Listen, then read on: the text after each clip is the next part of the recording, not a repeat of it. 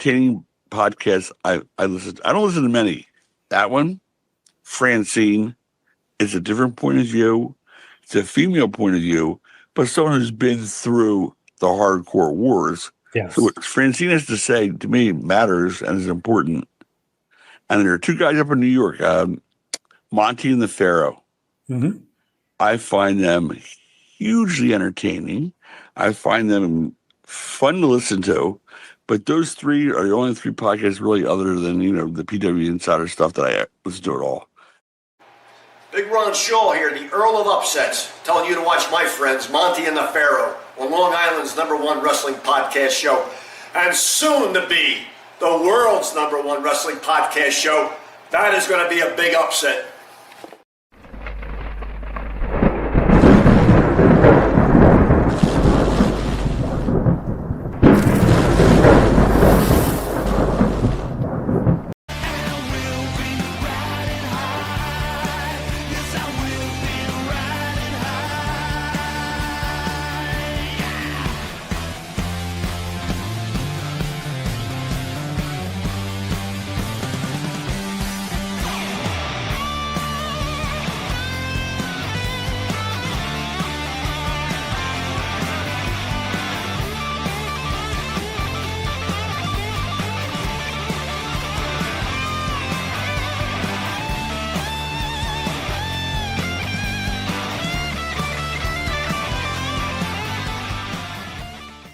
Welcome back to Long Island's #1 pro wrestling broadcast, Monty and the Pharaoh. But really, no longer going to use that, Jimmy. I think we're going to use the Howard Stern of pro wrestling. What do you think? The Howard Stern of pro wrestling. Is that what we are? By the way, I saw the. I didn't realize we're combatants now, according to the advertisement for this show. We've got the loudmouth and the wise man. The problem is that I'm a loudmouth and a wise man. So who are you? You know what? That is funny. That is funny because I was thinking the same thing. You are both those characters. Yeah, kind of. But you definitely have a description. What would we call you? Come on. I don't know. Fat, maybe. Honorary? How Not about honorary. the honorable and honorary Michael Monty? How about the man who just won't let it go? Will that work? Okay. The guy who just won't let it go. Listen, what was her name last week? The wrestler. What, Sienna? I keep calling her Sienna, but I think you call her Allison Kay. Allison Kay, right? So Allison Kay wasn't happy with our little videos as she felt it was clickbait. And you know what the funny thing? You probably knew this because you know what? You're the one that asked the question. So I got to give you credit, right? All right? She's the one. Her and Chelsea Green are the ones that outed Tessa Blanchard. Did you know that? Did you know that going in, or were you just that good? I'm just that good. Come on. Well, I got to give you credit because I don't read every last thing on the internet, but I just felt that there was a sensible, logical connecting of the dots between those two situations. So I figured I'd throw it out there. So I threw it out there. Well, she felt that we were using clickbait, and she wasn't happy with it. And you know what? To be honest with you, I guess the title that was chosen was Hulk Hogan doesn't deserve forgiveness, and Tessa Blanchard gets a pat, like Tessa Blanchard's forgiven or something like that. So, maybe I took some liberties, right? Because in reality, by saying nothing, you're saying Hogan doesn't deserve forgiveness. And by saying nothing about Tessa, you're saying you give her forgiveness. Point taken. Can I just ask a question though? Like Sure. when you do you ask the AI or whatever to come up with the title? Like you give them a summary and they come up with the title? I mean, so what I do is I write it up, right, where I want it to go. Right. Okay. So AI is kind of weird. It's good that you bring it up. So in some cases, I write it up the way I want it to go. And then I say, make it very catchy, make it funny, right? Because that's what I feel when I read it. I feel like you didn't write that. I feel like, okay, that's an AI cat. That's what you're saying. In other Yeah, words, that's the right, vibe I get when I exactly. read it. And then I All could right. say adjust it because it doesn't make sense. Yeah. But the Yeah. funny thing when it comes to our show, when I ask you questions about our show, Right. right? I'm telling you right now, like the Howard Stern of pro wrestling, I didn't write that. Like I didn't say call us to Howard Stern of pro wrestling. Yeah. We've been I getting told said that from please day one. well, I said please explain what the internet world thinks of Monty and the Pharaoh It's been that way because you from day stole one. right up. Yeah. Yeah. It So has that been. it wasn't Started my right at the direct. beginning. Yeah, so it wasn't my directive on that. Right. Okay. Um so before we get into all the stuff we got to get into, let me see if I can pop this up. Oh, wait a minute. Hold on. Mike, real fast, the Yeah. question was fair that I asked last week, and the point is proven that there is a double-sided thing going on, and that it's perfectly okay to roast Hulk Hogan alive or dead, unfortunately at this point. And it's you don't say nothing about the ones you may cross paths with, Well, eventually at some point. reading into it, So my assumption is I she get it, called but out Tessa, right? yeah, And that was a big thing. And Tessa still well, hasn't good for her been then. That's ultimately fine. forgiven. But here's the thing: she Yeah, probably lost a lot of bookings, right, or whatever else, considering she went after Tessa. So instead of I'm your point sure. is still valid. Instead of standing what you believe in, you're more Right. worried about yourself, and you don't. Which I can respect, dude. You got to feed your Well, at, family. at, You got to at feed this at, yourself. at this point, she had to deal with the backlash of being brave. Let's discuss the positives of what you just said. It is positive that she did call her out if she saw something wrong and she called her out. Kudos, you know. But what I've learned, at least from it's a strange example, but I'll use Yaromir Yager, and I'll use it very loosely because I don't remember all the details. But I remember there was a girl accusing him of something, and he said, "Get in line." He's like, "Do you know how many girls try to pull crap with me?" He goes, "I haven't done anything improper, and I don't apologize for my sexual activity." In other words, he didn't back off at all. And guess what? It went away. Nobody he was like, "What? If you got something, come back to me." And Right. in her case, she blew the whistle and she caught backlash for it. And instead of standing strong, like you're pointing out, she seems to have taken a back pedal from it and been like, "Okay, nah, I'm not touching that." Well, you did touch it. True or false? True. So, look, nothing personal. It's our job to point these sorts of things out because people want to have it their way. You can't have it both ways. Well, it goes both ways. And if Hogan is open season, then Tessa seems to be open season too, and Well, that's I what I was think pointing out. we had discussed this earlier in the week when Jimmy and I were speaking, and you brought up a very good point too, man. What is she, 39, 38? I 38. forget what 38. Yeah. Hmm. Game's almost over, bit. You know what I mean? Game's almost over. So Logically, on a calendar, I mean, if she was somehow able to stretch this to 45, she's done an incredible job. But how far further are you going to go in your trajectory? Just being real, who knows? But odds are I against I it. think I think if you really look at it, the average wrestler who gets hot, even back Yeah. in the old days to today, Hmm. is probably about 4 to 5 years. It seems longer when you think of it, but when you look back, like Stone Cold Steve Austin was hot for 3 years. You know what I'm saying? Maybe Right. four if you Right. really want to hold me to a timeline. Very Right. rarely are there Undertakers, John Cena's, Hulk Hogan's, right? Roddy Piper's. There's Very rare. Ric Flair's, right? Very, very Yeah, rare. And when I think about older world champions, I mean, outside of DDP, which is probably the best example, the guy right. really didn't start to do anything until he was 40, as far as a real push and becoming a main event world champion guy. It doesn't happen, or on the ladies' side. I would think he would be even harder on the ladies' side because the ladies are still breaking through everything right now. Yeah, they've arrived, but man, we're still in the early days of this when you really think about it. Evolution was a blink ago.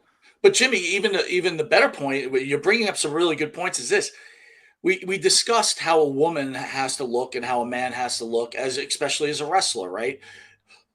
Once you Yeah. start hitting 40 years old, your body starts to slip a little bit, right? And especially on the women's side, I'm Right. not trying to be sexist or that way, but the Right. facts are the facts. The body doesn't hold up Yeah. as well. Now, again, 40 is not Trish, old; it's young, but Trish, still, Trish has been an incredible exception to it. Trish Stratus. agreed, one But hundred but percent. in general, no, and it comes for all of them. It comes for the men and the women.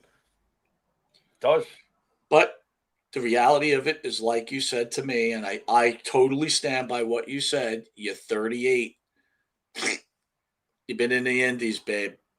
Take it easy. You know what I'm saying? I would stand by my laurels. I would have been like, if you've already come out and you've already been public about it, then you're public about it. I mean, and you know what's funny? Even with all the things Tessa's done, maybe I'm just consistent in it. And you asked her, does your generation have any forgiveness? Right. I root for Tessa. I want Tessa to do well. I think Tessa's good for wrestling. I want to see Tessa in the ring. Tessa's engaging to me. I'll leave the channel on if I see Tessa Blanchard. So, look, it's not like she started some kind of cult movement and people are dead. She's a wrestler. She's done some bad shit. Okay. How about forgiveness? How about forgiveness from Well, Hulk the Hogan? one thing she did You say know? is that Hulk didn't ask for forgiveness. He did. Now, Yes, whether he people did. believe him or not, that's up to That's them, what do right? you want to What the do fuck after do I you've know?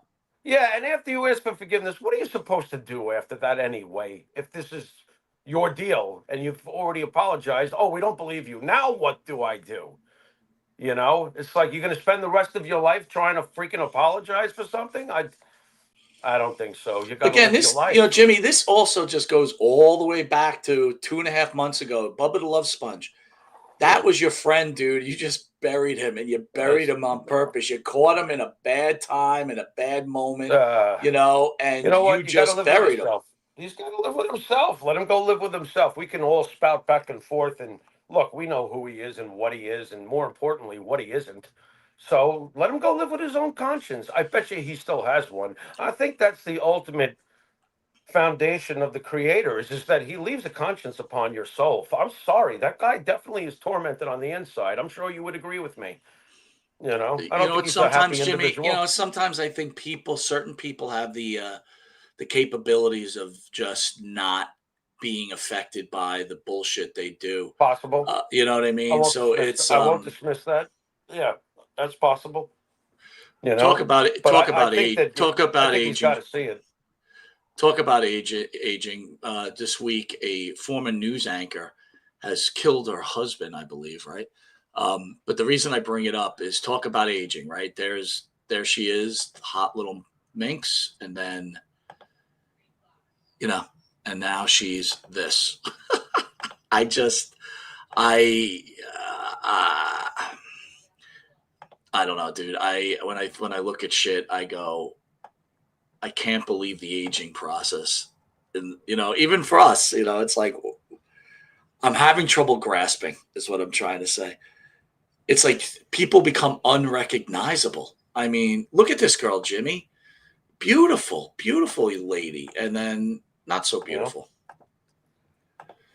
And the funny thing is when they show the picture, they show the young version. I go, why would this beautiful lady kill her husband? And then all of a sudden, you kind of go into the article and you go, oh, well, she's not what she used to be. There she is, right there. Former news anchor murders husband. All right, let's Really? get let's get. Was that a local woman? Where's this from? I think it was DC, dude. I'd have to pull up the article. DC. Well, Mike, Yeah, what about the more important thing? Obviously, the what happens to you on the outside as you age can get uglier for some folks. Uh, what about the ugliness on the inside as this is happening over the years? I bet sure. you that. Come on, I mean that can't be lost here. That must have been part of whatever horror show finale she decided to pull in the final curtain. Oh, she must have been a trip to be around. You know, Let me ask you this question, man, because we got so aging much. sucks, dude. It We have a sucks. lot of shit to talk about, but let me ask you this: when I don't know how often you've seen death, right? But Uh, let's bring it to you're an animal lover like I am. yeah. When you have your animal and it's that time to put them down, and Okay. you watch the lights go out, like what's the Yes. feeling that you get when that Pain. happens? Pain. Pain. Hopelessness because you can't do anything. Guilt because you can't do anything. Pain. Loss. Love. At the center of the whole thing is love, which is really messed up because all of these other things are obviously dark, negative stuff. But at the center, it's all being caused because you love the animal. Hmm. It's, at the core is the love, but everything that comes with the finality is always tough. It's awful. I mean, I got a picture on my wall of one cat. I've had a million. You know me how long now, Mike? You've known me decades. I've had great cats over the years, but there's one picture on this wall, and it's Gray, the father of Crew, who's in this room. I had to put Gray down. He had developed spleen cancer and died within 3 weeks. There was no warning of him being sick. We found out he had spleen cancer. I had 3 weeks with him. And I remember when the doctor told me it was time that, it was time, I didn't want to be in the room. And for some reason, he told me, he goes, "You want to be here." Of And course. I didn't want to. I couldn't bear it because he was my favorite of all the cats I've ever had. His story to me was the best because he was the one outdoor cat who came up to me willingly. Cats don't normally do that. And he came up to me willingly and sat at my feet and looked up and asked me to take him in the house. I could tell. I don't speak cat, but I could tell, And he let me take him in the house. He became the father of these kittens. He was such a great cat. And I watched the lights go out as I held him. And you said the lights go out. It's a very gentle way of saying that death came calling. And it's like, oh, it's brutal. So you got to be psychic because I was just having this conversation, I believe, with my wife about a particular subject. When you own an animal, and again, I'm not knocking anything you just said there. It was very well said, or well spoken. But as an animal owner, when that time comes, you have that responsibility to be with them, right? Because Yeah. it's like they know you and they've got to be comforted Yeah. on the passing or Yeah. the step over. Of But course. I guess the whole point of this conversation, as we veered into this, is like, look, sometimes death, even when you murder someone, for example, out of defense, the burden, if you're normal, lives with you forever. It lived with Scott Hall. Yeah. We had him in. I would almost think that was one of his major He problems, he Jimmy. talked about it with us. Of course it fucks you up. It fucked him up. And he had to do it. Oh, But he had to do it. So yeah. my point to you is when you look for normality out of murderers, I don't know if it's there, I guess is my point. And so you were like, hey, you know what, this girl, she's gonna have to live with it. Bubba, the love sponge, is gonna have to live with it. Part of me feels, Jimmy, that they just don't give a shit. You know what I mean? They might. They might not. You could be right. You may be right. You may not be right. I don't. It depends on the individual. You know what the scariest thing is? You said something interesting. Normalcy when dealing with murderers. What's really interesting about a lot of murderers, when you look at their background, there's a lot of normalcy, and it makes you scratch your head and go, "Now, how did this one turn out this way?" There Mm. are those types, you know. So it's a crapshoot. I hate to say it that way, but it's a crapshoot as to what makes the crazy person crazy. His background could be daddy owns a fucking golf membership at the local, Bethpage Black over here. But it could be All my right, before father we was get a into our garbage man, subjects and you today, could, let's run through the list here. We got an Jason Morning in the house. Jason, how are you? what's up, John Jay? Descendants, how are you, John? Always good to see you as usual. Let's see who else we got. ESO Creative, Bruce. Me and Jimmy were talking. You've been replaced by Bruce the Cat, unfortunately. I hate to say that. A mess. I got to tell you, my friend, I saw you had messaged us. I'm sorry for not responding. I hope everything is well. So, Jimmy, on our website, it's hosted by Squarespace. And somehow I let the license expire, so I've got to reuse it. So if you didn't hear from me, it's because our webpage isn't working. So I have to apologize. Hey, we're all about open discussion here. Jay Will, good to see you. Woodster, how are you, buddy? I got to tell you guys, we've got a lot of great shows coming up. You're going to love it. And I will tell you a little secret surprise. I don't see him in the room right now, but Jimmy, we're going to interview Ribshot. Okay. So we're gonna have a meeting with Ribshot on Saturday about 11 a.m. He's from England, I think. He's from Europe, right? So very good. We're gonna All meet right. with him, and but we're gonna do a special kind of interview. So we're gonna surprise people with that, and we'll talk about the other guests we have on coming up shortly, and then we got a lot to go on. But Jimmy, first, we talked about murder, we talked about problems. Our own great state in New York has now elected a new mayor, Zohan Madani. Am I saying that right, Jimmy? Zoran Mondani. Yeah, what about him? Mondani. Zohan Madani is Yeah. now the new mayor of Manhattan. Let me talk to you about a little bit about Zohan. Yeah. He's never held a real job. Shocking. He's a self-proclaimed socialist, proud of card-carrying member of the DSA. We already know what he stands for. He's made that even more apparent with his victory speech. Go on. He's pushed hard to defund the police. Yes. He has a lot of safe ideas. Continue. Yes. Born in Kampala, Uganda. Excellent. And moved here to the U.S. Why wouldn't you be running New York? Go ahead. He's deeply tied to AOC's political circle, which explains a lot about where the city is headed. Fantastic. Well, I'm going to say this to you, Jimmy. I'll start with this. Mm-hmm. You will not see me in fucking Manhattan for the next 4 fucking years. How about that? Not going. I agree. Not going. Let's just cut to the chase as far as demographics goes. I would like to very politely tell the younger voting generation, you are not being taught anything correctly in school, and you have lost your minds. Enjoy.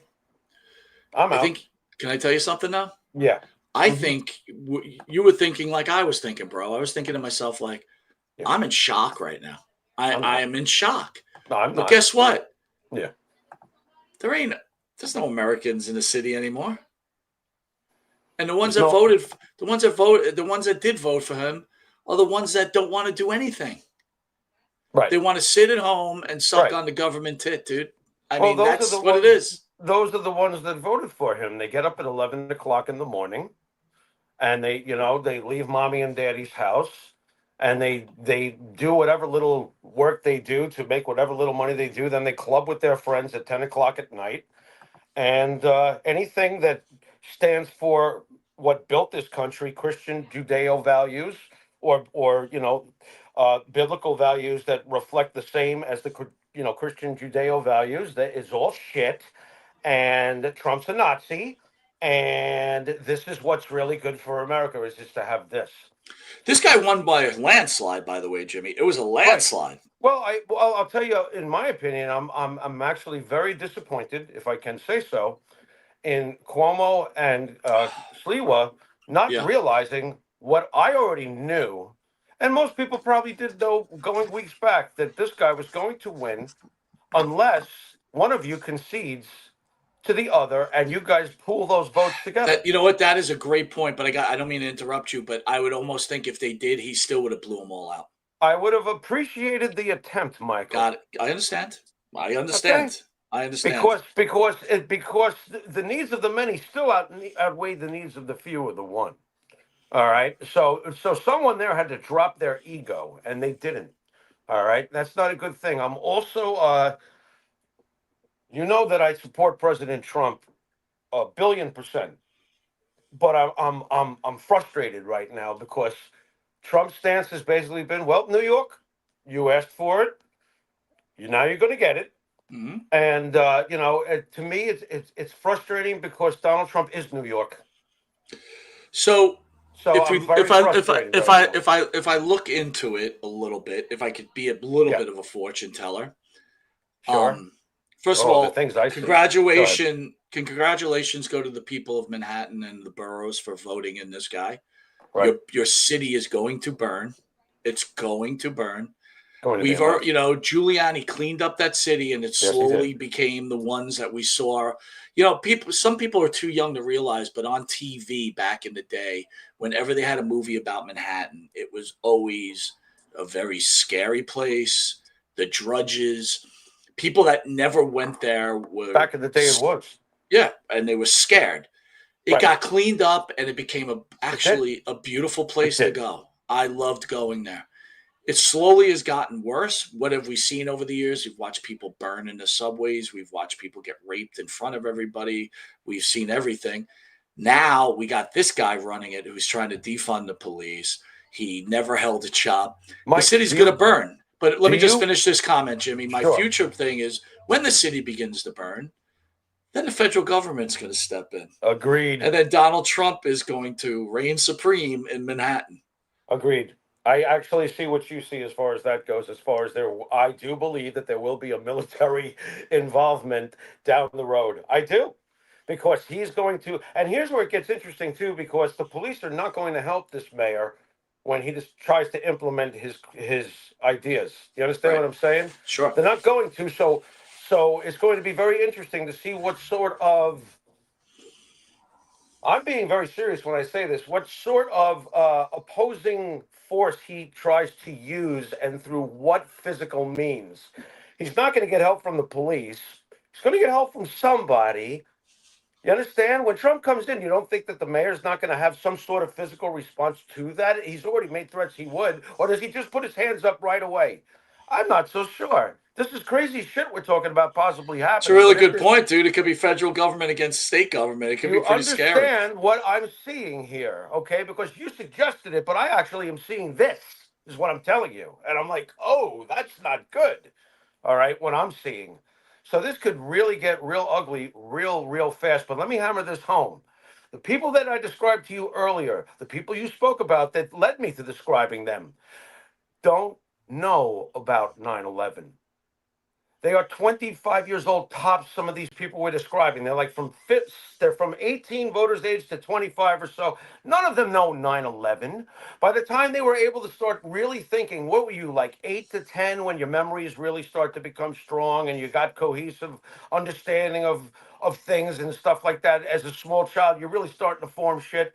Their earliest memories are Obama's ideology, transferred to who, and then Trump tries to do, the old school thing and gets completely profiled and called this, that, and the other thing, gets shot and all this other stuff. And then we're back to Biden, who's not just one more Obama. These kids have never seen anything that you're describing when New York was rough. And then Rudy came in and cleaned it up. And we were all very appreciative. All backgrounds, by the way.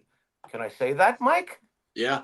All backgrounds were very appreciative when the city was cleaned up. It became a beautiful place to go again. Manhattan was something once upon a time, kids. Jay Will says a state-run grocery store will only stock spam. He's right. I mean, the guy's a socialist. Mike, did you hear about the state-run stores? No more lotto, no more alcohol or tobacco or something like that in the whatever is run by the city or something like that. I'm like, what? He's already well. First of all, you're an idiot if you get rid of the lottery. The lottery funds so much shit. Yeah, it's not even I think fucking apparently funny. I think apparently that was what I was hearing. I was like, huh? Now, who knows if it's true? Listen, socialist government. Okay, again, there's a difference between socialism and communism. I'm certainly aware of this, right? But socialism is the breeding ground for non-capitalism, and right. it's a major problem. And again, the bigger picture is, as we slowly get eaten from the inside, will be this much easier to take over from the inside. And again, Jimmy, we're not going to be around to see it. So that might be the around. Don't kid yourself. We might be around to see some of it. It's progressing rapidly fast now. And whether you love or hate President Trump, he said something when he was asked about this new mayor. He said that his socialistic society idea has been failing for over 1,000 years. All you have to do is read the history books. This shit don't work. This shit is dangerous, and it don't work here. That's for shit sure. So do what you want with that information, but it is what it is. Civil war could be the case. But again, just like I said to people, Jay Will says, capitalism has helped me get out of poverty. It's the best thing going today. Woo! Yeah, that's right. Capitalism is the way to go. Well, the thing that I can't get past either, and I'm sorry, but I got to say it. Why do you come here?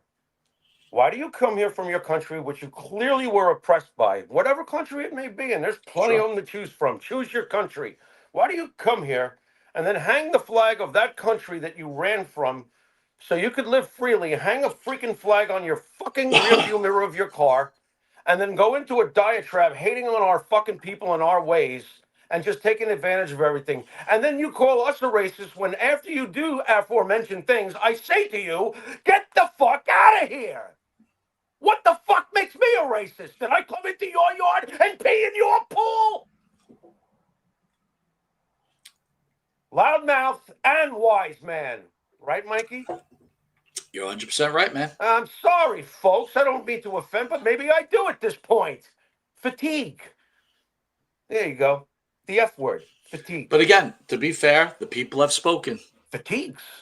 Watch it burn, folks. Watch it burn. Jimmy, the LA Dodgers are the new World Series champion. I know this is a wrestling show, guys, but there's the facts. I said to my father, he's big, he loves baseball. Uh-oh. And I said to him, Dad, you're just not getting it. Today's sport is no different than pro wrestling. What do you mean, son? Well, this is what I mean, Dad. It's all about ratings. It's all about money. I said, it's a work. And he goes, that doesn't make sense. I said, yes, it does. I said, the Dodgers could destroy the Blue Jays at any moment, every game, period. 9 out of 10 games, the Dodgers are winning. I don't know if you agree, Jimmy. I'm just giving my opinion. I'm going to let you go. I'm letting you go. Go ahead. And I said to him, this is going 7. They lost that first game just to make sure people all of a sudden became intrigued. I said, I guarantee to you, again, I'm not trying to brag. I said, this will go extra innings and the Dodgers will win the game in game 7. There's no doubt in my mind because it's a work. And so the next question, even my wife asked, how can you get 18 players, coaches, and a bench to all agree on that? I said, it's not that. It's the umpires. It's the announcers or whoever's involved.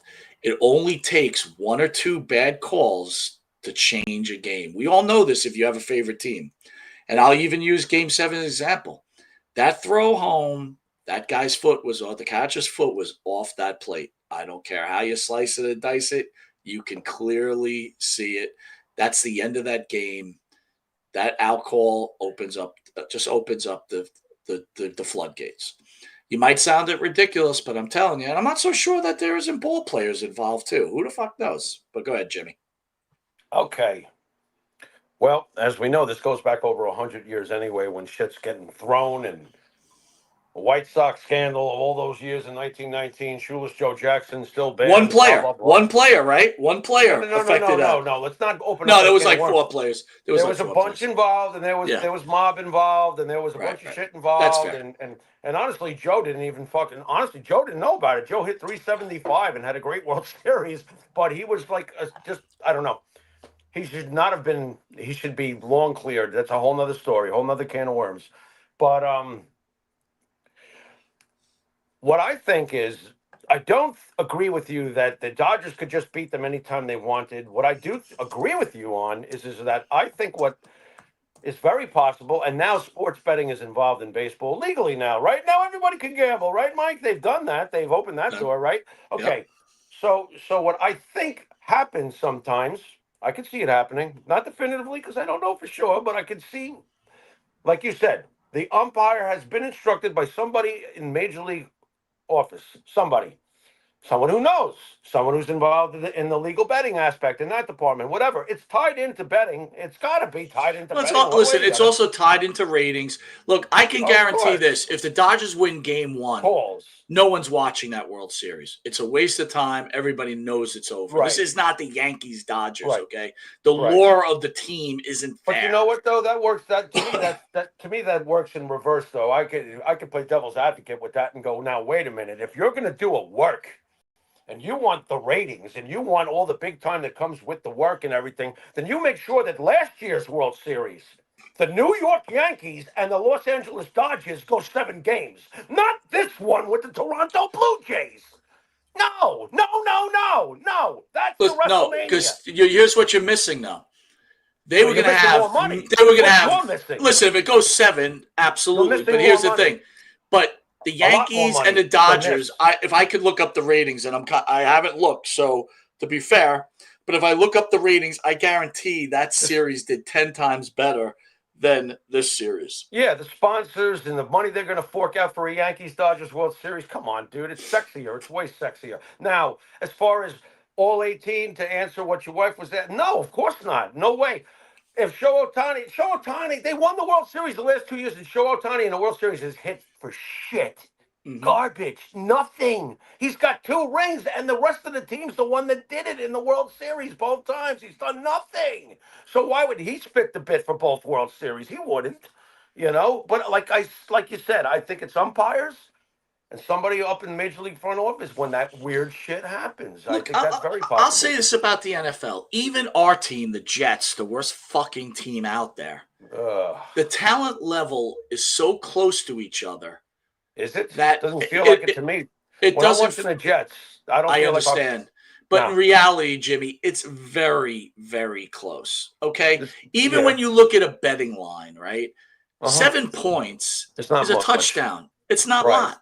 Okay, you rarely see an NFL game where the bookies are giving someone 18 points. Like it just doesn't happen because the talent is way too tight. So back to our point about the referee or the umpire, 1 call, 2 calls, the game changes. Yep, the game changes. How many times do you think that there was a fix involving Tom Brady over the years? Patrick Mahomes. It's so funny, Jimmy. It's hard for me to say that because only within the last 3 or 4 years have I been thinking real pro sports is fixed, and it coincides with what you just said. Sports betting has become available to everybody now, so there's no surprise that's the way I'm thinking. And to be honest with you, when I told my father that, I truly believed it. No matter what was going on, Jimmy, at no point did I ever think the Dodgers would lose in that series. Never, never. I didn't think so either, to be very honest. I didn't think that they would lose it anyway. Even when they were going in the top of the 9th, down by 1, I was like, they're going to win this thing. I wasn't even concerned. Yeah. I wasn't either. The Dodgers right now are doing everything that the Yankees used to do. That's the bottom line. All I'm saying is don't make fun of pro wrestling because we're seeing it work at this shit all the time. And let's be honest, dude. We were lifelong Knicks fans, right? Yeah. How many times did we see the refs make sure that Michael Jordan, Well, does that become just favoritism or does that become the betting line going back 30 years ago, too? That's why I brought up Tom Brady, because I think about Deflategate. You know what I mean? And if you go, now you're going back even further. Hell, we started this conversation in 1919 with poor Shoeless Joe. Right. Look, this shit has possibly been going on the whole time, Mike. But is it going to stop you and me from watching next week? Well, you got a better memory than I do, but I remember when I got home from the military, like early on, wasn't there a game where was it the Braves Mets where the umpire was calling strikes, I think for Smoltz, or what game was that, where the guy's strike zone was so fucking ridiculous. He was calling strikes on like every pitch. They were all over the place. I'm not expecting you to remember, but you have a really good memory. I just remember that fucking game. It was a playoff game, I had thought. Anyway. Well, if it's the Mets, then you're not talking too many playoff games, especially during the 90s. It would have to be the late 90s. If that's the case, well, maybe it was the Mets. I know it was the Braves, and I just remember the umpire. If anyone out there remembers that game, it's like that dude's strike zone was like, but it was like for one team, it was this huge, and the other team, it was like this, and it was like, what? This is bullshit. I think the guy got fired after that game. That's interesting because the only ump that comes to mind is the legendary Angel Hernandez, because he stayed around for decades, and he used to hold personal. He would be unreasonable just to be unreasonable with his strike zone. He was the worst umpire. I remember this guy was like a giant black guy. Eric Gregg. Thank you, Jay Will. Eric Gregg. Wait, I'm a popicist. Man, Jay Will, boy, I gotta tell you. That's pretty impressive. Rumor has it that Carol. I can't read this. I gotta put my glass on. Hold on. Sorry, guys. The way my screen is, I cannot read with my sunglasses. This is why we need a producer. Rumor has it that Carol Rosenblum and Bob Ursi swapped the Rams and Colts gambling. Pretty cool. Yeah, I still remember when they snuck the Colts out in the middle of the night with the tractor trailers. You remember that, Mike, back in the 80s when we were kids? Well, let me ask you this, Jimmy. Do you remember who was the referee that admitted he was betting on games in the NBA? Oh, that was Right? not that long ago, too. I Yeah. can't. I'm sure someone in the chat will recall the name, but I do know you. I do remember. I got the face in my mind too. But yep. Whoops. It's been going on forever, dude. I mean, what is it going to make me stop watching? Probably not. Any thoughts on the real quick? Look, we're Jet fans, folks. Any thoughts, Mike, on what the Jets have just done? Wait, just real quick. What A do you mess got? says for Christmas I need to buy you some Toronto Blue Jay paraphernalia, memorabilia. What do I think about what the Jets did? I think it's typical Jets. I think after speaking to you, I kind of said, okay, I'm happy with what they did. But I still don't believe in the coach and I don't believe in the GM. So, and I don't believe in, we talk about it. We're going to talk about it when Sergeant Slaughter goes head to head with Marty Jannetty, right? All right. The back of the baseball card. The Jets have proven that they cannot Putrid. Putrid. make draft picks.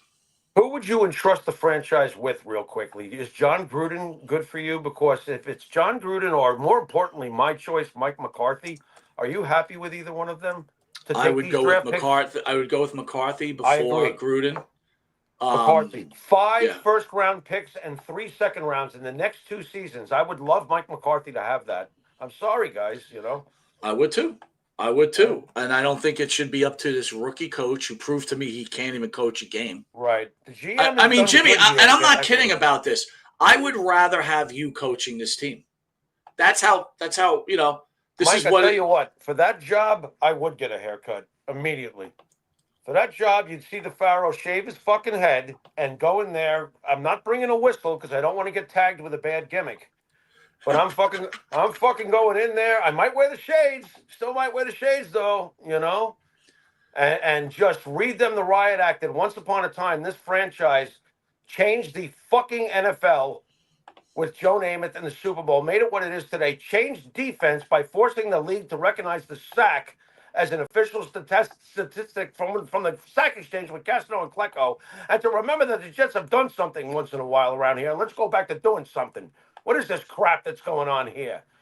And I like that we lost good players, but how many playoff games did they ever win, Mike, with those good players? Listen, all your points, I can't argue at all. If you're argue gonna at all. reboot. But you know what? I'm still going to stick to this, man. And I hate to say it, and I'm not kidding about it.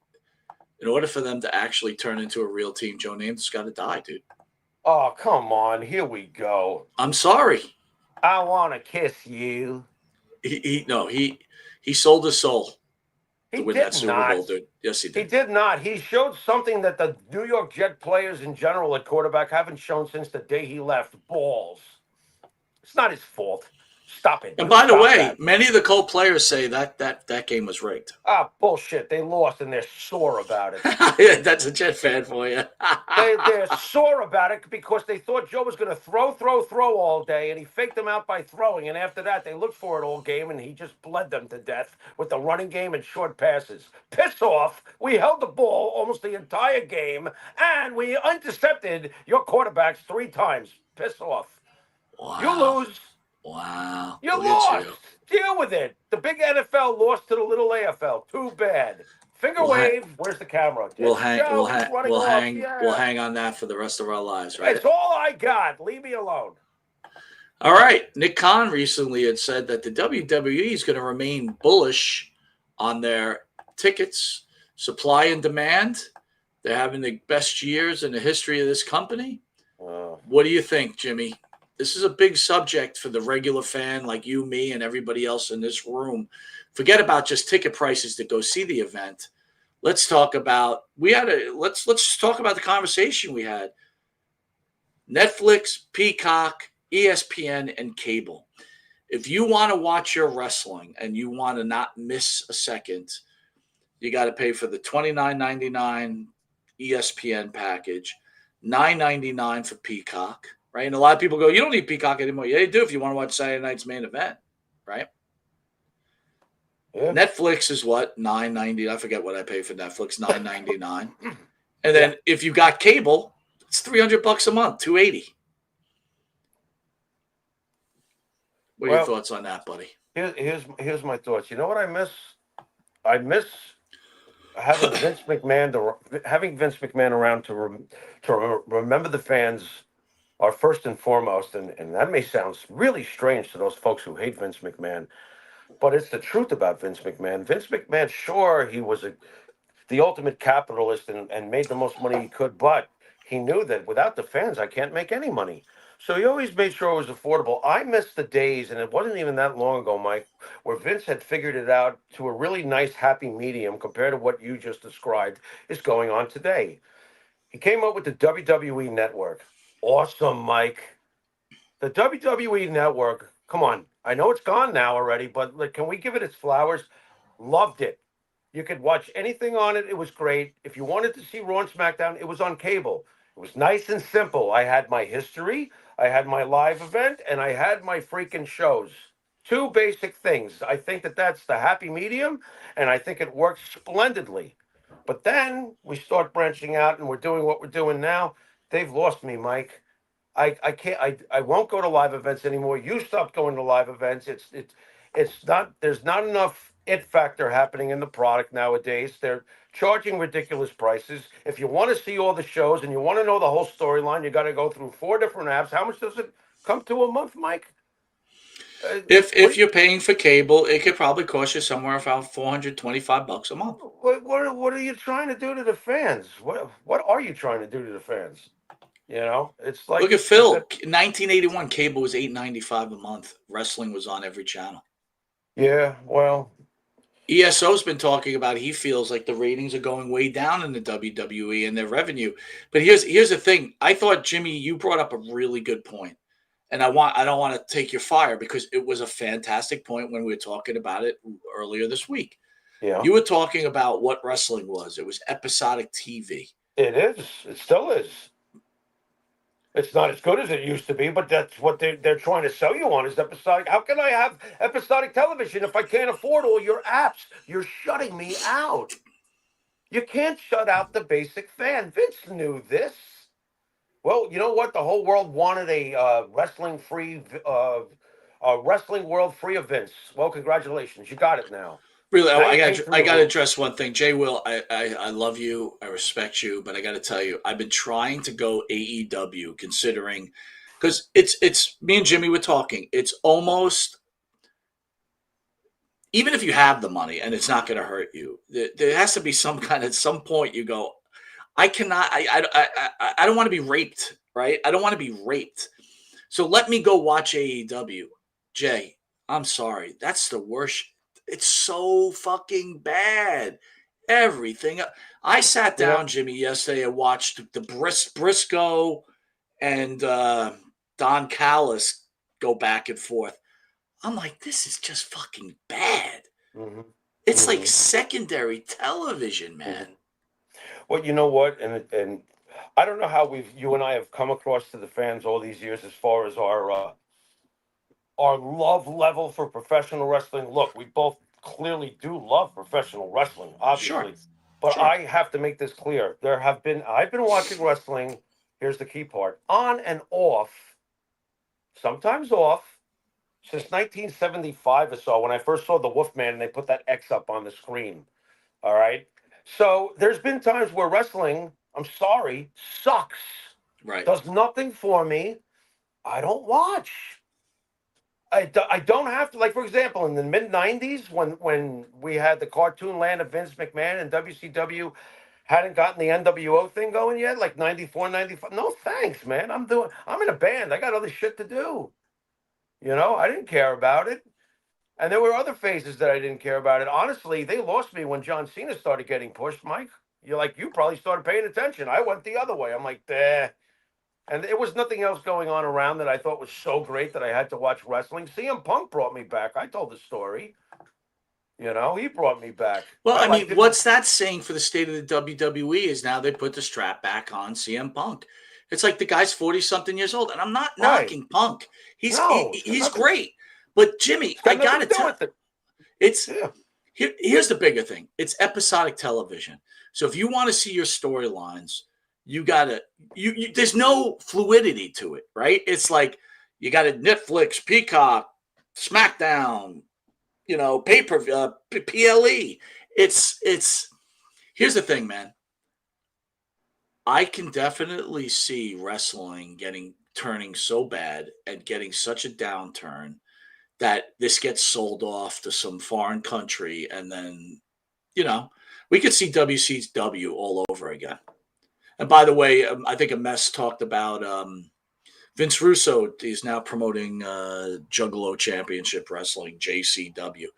Vince Russo's full of shit all the time, too. I'm done with wrestling. I don't got nothing to do with wrestling. I hate wrestling. But you know what? He's always involved. Oh, please. He's the ultimate carny clown. Come on. And this is going to Thank be you. nothing Thank more. you. This is going to be nothing more than a fucking blip on the radar. Stop it, JCW. That's nice. Whatever. Come on. Hey, Mike, you want to go to see Combat Zone Wrestling? I'm fighting in a death match. You want to go? Well, if you fight in a death match, It's in Patterson, New Jersey. Me and some other nerd on the internet, we're going to try to talk each other to death. There's a typewriter up on a pole. You're going to love it. Vince Russo came up with the idea. What do you think? I am falling out of love with pro wrestling, man. Currently, still love the old guys, dude, but it's like I'm getting really tired of it. Currently, I agree. When you have main event guys, you stop me if anything sounds wrong here. When some of your main event players, like for example, Drew McIntyre, has the same feel as what they did to Dolph Ziggler when he was demoted down to mid-card level. For how many years did Dolph Ziggler live in Grayland? This McIntyre's in that, and he's in the main event spot. I'm like, oh no, this is not. But working. Look, I'm just gonna give you my viewpoint on it. I try not to disagree with the decisions either company makes, right? Because again, I think we have to a me, right to. Depends. No, but my point is when people I saw one of those dirt sheets wrote Drew McIntyre losing to Cody Rhodes got a record number of thumbs down on YouTube. Drew McIntyre cannot carry your company. I'm sorry. He looks great. He's good on the mic. He's a good wrestler. He just doesn't have it. And you're booking him to the point of exhaustion, and he feels like Sheamus 2.0. Thank you. Very, very good. Very good. Come on. And we don't want that in the main event scene. You've got to move on. Where are your stars? Where are your stars? We talk about this every week. Where are your stars? And you better hurry up. You need them. You can't keep relying on the old school formula with the old school guys and the big names from the past. You got to freaking grow a new garden. This is where Vince always retooled. You know what I watched the other night? It was amazing. The debut of The Shield. Boy, oh boy. Talk about having a game plan for your future. You remember the debut of The Shield where they came in, the night they came in? It was like, oh my God. And think about what those three went on to do in the business. And Vince didn't waver one bit when it came to pushing them. Holy shit. You know? Well, because listen, Vince was a genius. As much as some people don't like him, the guy was right. Yeah. The guy was right most of the time. And when he was wrong, somehow he got it right anyway. Say what you want about him, but you cannot deny that when the garden got rotten, he knew how to turn the soil over. Every spring, my father would take that stupid tiller outside. Did you ever use one of those when you were a kid, Mike? Absolutely. And, he would take that tiller out there, and he would get the ground all stirred up and ready for the next foundation, the next soil for the flowers he was going to plant. And look at those guys.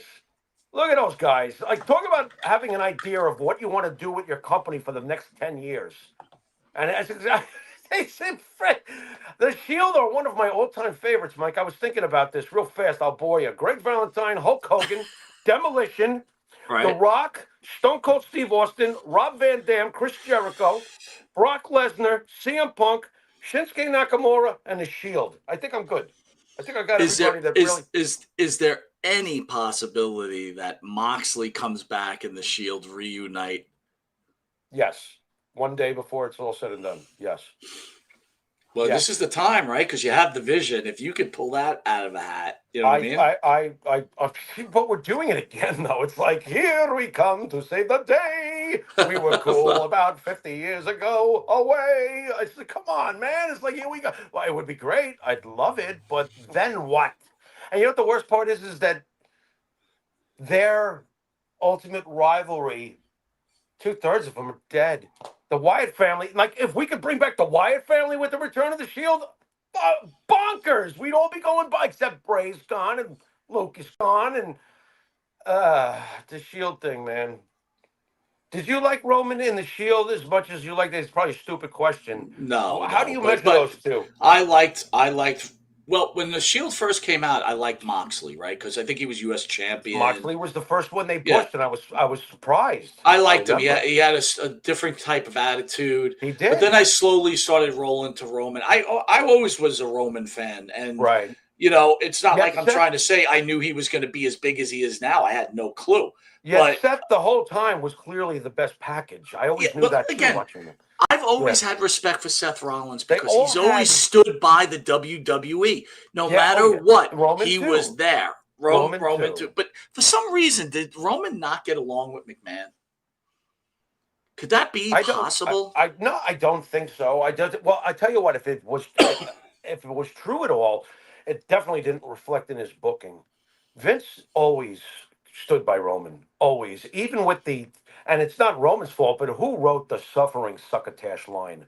That's when it was really like, uh-oh, you Well, better save Roman. No, seriously, that was the point where the fans truly had enough of the Roman booking, and but like wasn't that Vince during had. COVID? Was that COVID at that point? No, it was in front of a live audience. I remember the live audience. I was like, did he just, or With the was it? dog food, right? With the You dog know food what? The with fact that there was no reaction when he said it, it very well could have been COVID. It was like crickets when he said it, and I'm like, did he just say suffering fucking? I'm like, did he Jimmy, I really? gotta be honest with you. Wow. The more and more when like things happen, like I'll see something, I'm like, holy shit, I forgot that even happened. Yeah. You know what I Yeah. mean? It's like Yeah.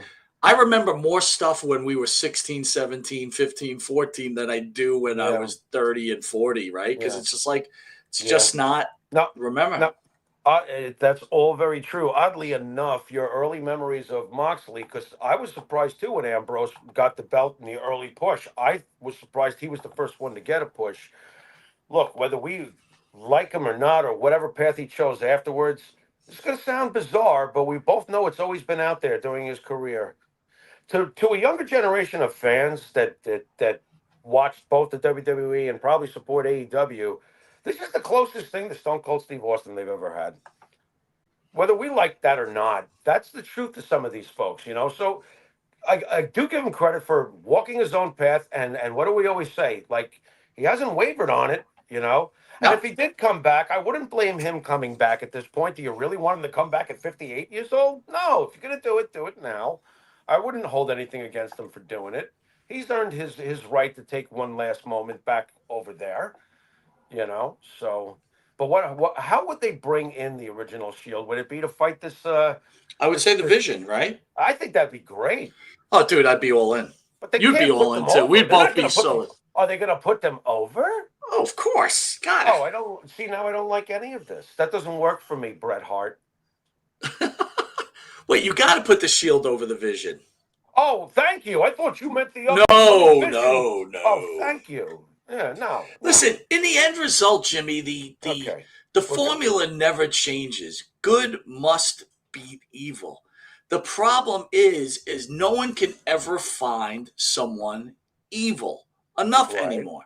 Like back in the Right. day, you hated guys. Now it's like you can never, even Dom Mysterio, who was so hated, is now beloved. Right. You know who you can blame for this, don't you? At some point, this had to start. This starts with the first anti-hero that is over for acting like a bad guy, but he's a good guy, Stone Cold. Absolutely.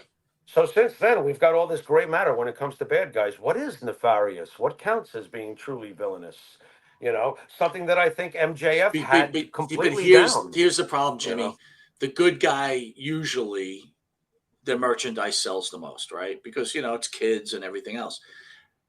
No one really wants to be the bad guy. Even MJF, as stupid as it's like he's listen, if you're gonna be a bad guy, you gotta be a bad guy. And there's so many different ways to I was just I was watching the Von Erich documentary on something, and I almost think Bill Colville, who was on the show, said it, but don't hold me to it. He might even said it on our show, but he said they actually put a gimmick guy in a wheelchair and Fritz von Erich jumped out of the ring and like threw the guy off the wheelchair and started kicking the crippled guy. Right. I mean, you really want to get heat. That's the type of shit you got to do. Well, they'll never do that today. And as you're saying this stuff, it made me really think about the WWE roster currently. And you talked about how the good guys usually the one that sells the most merchandise. And I started thinking about the good guys that used to sell the most merchandise, that carried the company and were the face of Hulk Hogan, John Cena, Cody Rhodes. Well, here's the problem. Seems to me like we're missing a super, super, super sexy, totally fucking over the top stud superstar as a face. Yeah. That's a problem. Well, Because you can't have one without the other, because what have we discovered for a billion years with the Jets? Even when our defense threatens to be good and actually is good, we don't have the offense. Right.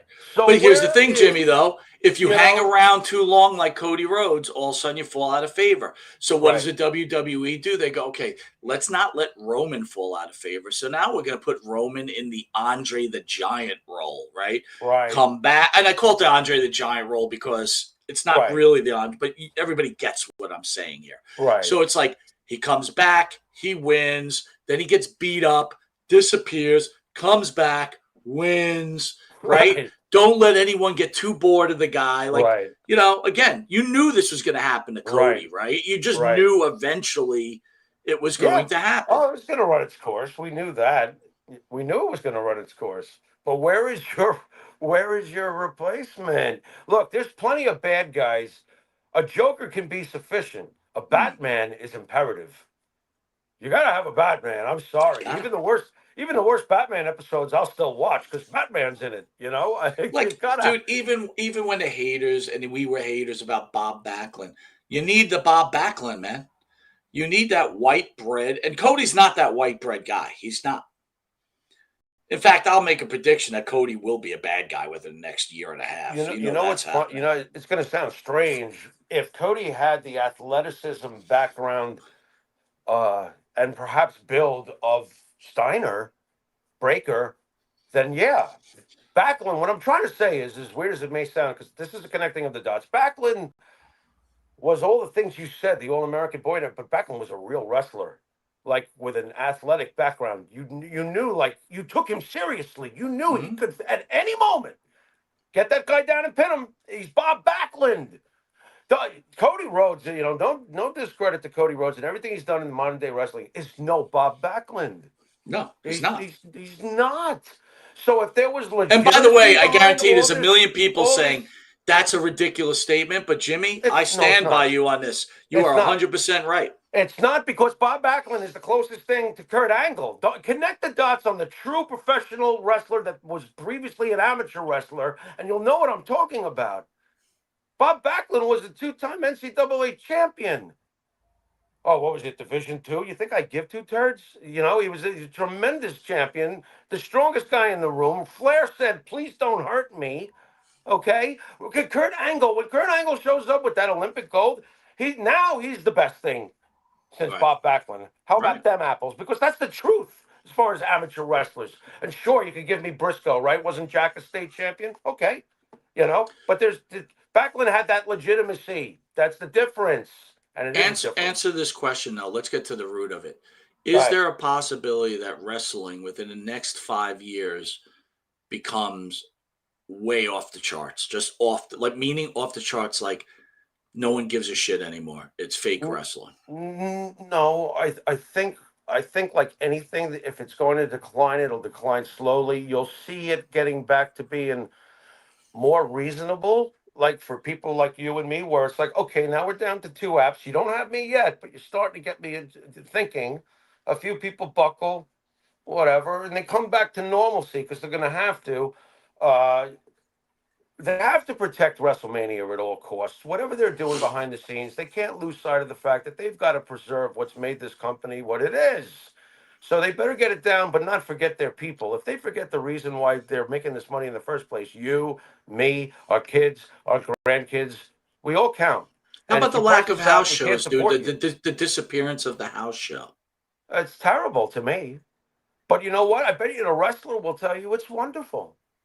Isn't this what we started to dislike about our athletes as we've gotten older? Sure. Look, when we grew up, the guys were going out there and playing through shit. Yo, Jimmy, They I we don't don't mean to have it interrupt, but you anymore. just hit on something with me. That was the Yeah, one thing I always loved about wrestling. yeah, It was the common man sport. it was. Like you could always look. You and I Especially used to go to the independent show. Hey, let's go out together on a Saturday night. We'd go sit down and have some fun watching. We make fun of them, but like a dude in a sweater, and we had a good time. The right, common man sport, and it's right. no longer the common man sport. It's just And like anything else. especially when you think about the roots of it all, when we back to when we were kids and we first fell in love with this, it was the common man sport down south. It was the common man sport. Think about Madison Square Garden. Who were the champions given for? The Italian crowd with Bruno, the common workers of New York City, and then the Spanish, the Latins for Pedro. Come on. We're an ethnic soup in New York, and we had champions that reflected that. So, yeah, I agree completely.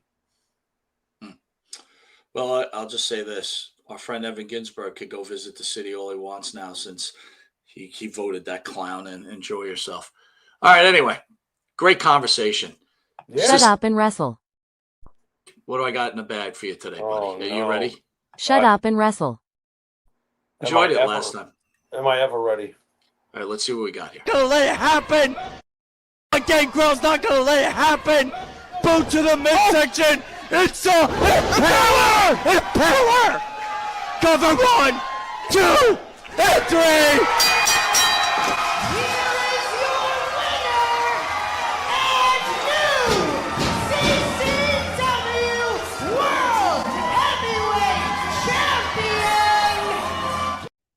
Dude, Who was that? that was Gangrel I against some thought guy. that was Could they Gangrel. move any slower? It's like enough already, dude.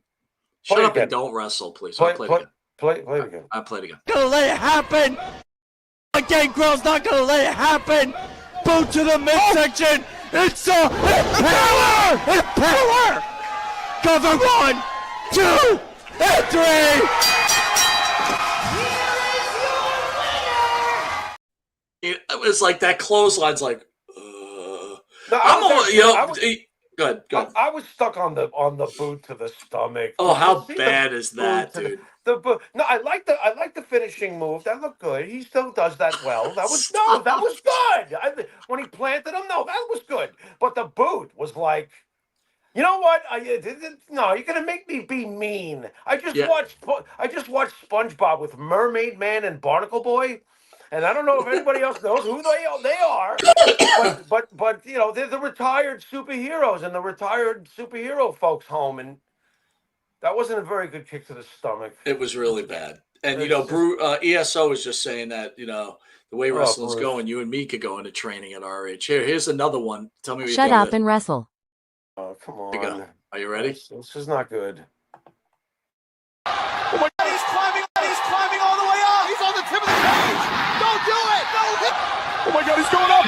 No way. Get down from there. Big jump. Oh my God, he's climbing the top of the cage. No way. No way. Don't do it, Big Jim. Thinking about it. He's going. He jumped off the couch! Oh my God. Oh my God, he's climbing all the way to the He's got no business up there. Look at the size of him! thinking no way. Oh my God, he's gonna do it. He's on the top This of the place cage. is about to blow. He's going all the way up. There's no way. No way. He tries this. He's on the top of the cage. Do it. Oh, he's jumping. I just thought that they Now, that? I would pay to see that. Who is that? So I think it's AI, dude. Is They it? just, yeah, it's I pretty can't good tell. AI, I right? can't tell from my vantage point here. Oh my God! It's Now nothing being, that- dude. It looks real, so it's like, oh you know. man, I'm a big fan of that. And like, why did we never see that when we paid live? Could you imagine some fat guy like knocking the whole cage over? Oh my That's- God, I You forget. got to admit, though, we did see the wife screaming at the wrestler with the broken leg standing over him, like, "I told you not to wrestle." That's right. Jimmy, tell that story real quick. That was It's the a great greatest thing story. I've ever seen. There was two things going on. Was it during the same match, Mike? I think it was going on simultaneously. I'm being yelled at for rooting against the sweater vest. This guy I just didn't like this gimmick. He comes in wearing a sweater vest. And I think the guy who's wrestling was Rage, right? Was his name Right. Rage? I Yeah. think so. And the girlfriend of the sweater vest starts yelling at me for rooting against them. She's like getting mad. I'm like, oh my God. First of all, I'm not allowed to root. And by the way, everybody at home, sweater vest, the dude was like 80 pounds, right? With a sweater. I swear, it was like he really is like stealing your library book at the Comac Public Library. It's like, where did this guy come from? Come back with that. And my chewing gum, you fiend. It was terrible. But simultaneously, these two nitwits botch a spot, and he breaks his leg falling out of the ring. That guy Rage, right? Yeah, he breaks his leg. His wife goes running over and starts screaming at him. I told you not to wrestle. Now you're fucking standing over him. I was just like, wow. I guess sweater vest wins. The girlfriend is happy. I'm like, it's fake, she almost kills me. I'm like, but isn't like a typical wife? You break your fucking leg, and she's like, "We don't have insurance, and now you can't work because you want to be a wrestler." I think she was like berating him like that. Yeah. We were like embarrassed for the guy. It was like, she was like, "Oh man, Walmart's gonna be thrilled." Like, it's like, oh man, that was brutal, brutal. But Mike, let me ask you real quick before we get off of this bizarre flashback. What do you think the chick that was yelling at me? Like, because I'm not rooting for her boyfriend's sweater vest. What do you think she would have done if he had broken his leg? Like, what job do you think he had? And would she have been screaming at him? Dude, you know what? It's like, this is the way after that happened. I thought to myself, like, this guy is living his dream. He works out, right? Because he was a smaller guy, but he was big, right? He's a big dude. He was in good shape. Guy's working out. He's finally living his dream. He puts his face makeup on. Yeah. He's ready to go. He's wrestling in front of me, Jimmy, and maybe 3 other people, but that's okay, right? But he's living his dream, and his wife's like, you really got to get a job. And he's like, honey, I'm going to make it. And then she's like, but the kids, they have no food to eat. No, honey, I'm going to be a wrestler. Every wrestler goes through this, living in their car on $10. I can do this, honey. And this guy's not young, by the way, Mike. The guy you're talking about. And then he breaks his leg, and she's berating him as he's crying in pain, standing over him, yelling. Yeah. And me and Jimmy like have our fucking heads covered, like, oh boy, this poor guy. What a fucking man. It was rough that day, and they didn't tell us that it was going to be outside. And it was right on the water. You remember that? Yeah. And we're freezing our ass off. It was early spring. It was early spring. Yeah, but it was cold. I was like, what the hell? Oh, what a...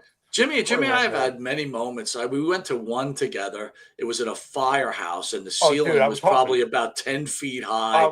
So literally the wrestlers' heads were about to hit the ceiling. But here comes Drew McIntyre, freshly fired from the WWE. And I'm like, drunk. And drunk off his ass. Remember that, Jimmy? Holy shit. Shit-faced. And I'm thinking, look at this guy now, right? Look at this guy now. Oh, yeah. Well, I remember when he walked in that night, you could tell right away who used to be with the big boys and everything else. Everything else you just watched. I mean, even in his drunken state, I listened to every fucking word. I remember you're like, that's Drew McIntyre. I'm like, he sucks. Little did I know. Feel that way. No, I did. Yeah. I remember, and we were in the first row of the 10 people you spoke of. Let's be fair, maybe 10 people in the whole goddamn place at that point, And there he is, fucking giving his promo. He looked directly at us several times, and I thought to myself, "What the fuck are you doing here? You should not be here." I just remember, like, he got on like the bottom rope, and his head was like almost hitting the ceiling. Yeah, he's a specimen. Like when he walked in, I was like, "Oh, he was a big specimen." He was definitely good. And then I think one time I went with Jimmy, and then we'll move on. But there's one time I think some wrestler's wife was hitting on Jimmy. Oh, that was outside the firehouse. Yeah, Jimmy, that's fucking great. Anyway, we can tell stories forever. You'll catch it in the Life is Corn Dogs of Life, the Monte the Pharaoh book, which we'll be selling shortly as we haven't started writing it yet. All right, guys, upcoming guests for Monte and the Pharaoh next week. Doug Gilbert, USWA and ECW veteran, brother of Eddie Gilbert, the man who called out Jerry Lawler on live TV. What do you think of that, Jimmy? I'm very psyched about that. I know we were supposed to have him on a couple weeks back or something, but I'm excited about that. There's a guy who walked his own path way before CM Punk ever did. I'm just saying. Do you think he's more famous though for being Eddie Gilbert's Well, brother? obviously, look, he's always going to be connected to his brother's name. Eddie is Eddie. You know what I'm saying? But that's that. When you look at Doug's career alone on its own, I found it to be very interesting. It's going to be a great interview. I'm pretty psyched. It is. It's going to be a really good interview. How much do you think he's going to trash Missy Hyatt? He's never struck me as somebody who holds back, which is what we talked about earlier. So I'm fairly confident that his opinions are going to remain the same, just like the song from Zeppelin remains the same. You know, Understood. We'll see. I get it. We'll see. And then we've got Johnny the Bull, former WCW and WWE star, half of the Natural Born Thrillers, and the guy who legit broke his tailbone on a leg drop. This Johnny guy the Bull in a rare interview. This guy was in good shape back in the day, wasn't he? Dude, that guy, like, I'm surprised that guy didn't. You know what, dude? I think he went to TNA and, like, changed his gimmick to, like, some, like, fucking with fucking Wolfie D.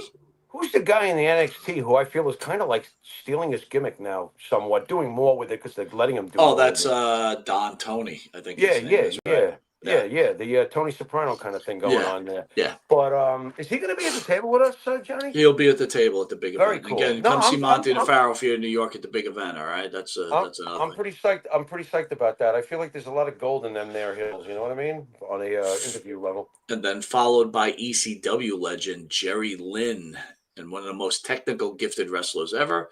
His matches with RVD still set the standard. Jerry Lynn, man. I'm at a loss for words with Jerry Lynn. Jerry Lynn's like everything that's right about a great wrestler. He's just in-ring performance speaking. My God. His matches with RVD will always be one of my favorites. He was in my top 10. I remember you raised your eyebrow way back when we did a top 10 greatest matches, Mike. You remember that? Yeah. I was like, are you kidding me? But I got to tell you, dude, I do like when we get these ECW stars in because I know what a big fucking fan you were, the ECW guys. And what have we found over the years, too? Who are most of the coolest guys? ECW guys, right? You're right. They go. are the coolest guys. They were the realest guys in the room. Sorry, Enzo. And then after that, the return for the third time on the show, Big Ron Shaw. Love Big Ron Shaw. I think we're going to have to go back and watch some Ron Shaw matches just to celebrate this momentous occasion. He's very famous for the upset win over the great David Sammartino. Did I just say great David Sammartino? I don't know why. I don't know what you were thinking there. Ron Shaw, I always felt if he would have kept that executioner gimmick, he would have gone much further in his career. Could have. He was certainly big enough. He was a big enough. Well, I think that was Vince's senior's way of making him famous. You know what I'm saying? Right. All right. Before we go to head, I just wanted to cover a little stuff on. Now that time has passed and you don't really see him you don't really watch him anymore, but I know you were a big fan in the past. And again, Monte The Pharaoh called the Howard Stern of pro wrestling. What are your thoughts about Howard now compared to then? And what are your thoughts about him now? Forget about that. I know what you felt about him then. No, I think I would prefer to answer the question as a whole. I will never be ruined about my good memories of Howard when he was what he was. Let me get that out of the way. Will I go back and listen to them now? No. I kind of jumped off with Howard when he started to go on television. You probably didn't. I think a lot of people stayed when he went into the TV aspect of things. I fucking loved it, but go ahead. I didn't love it.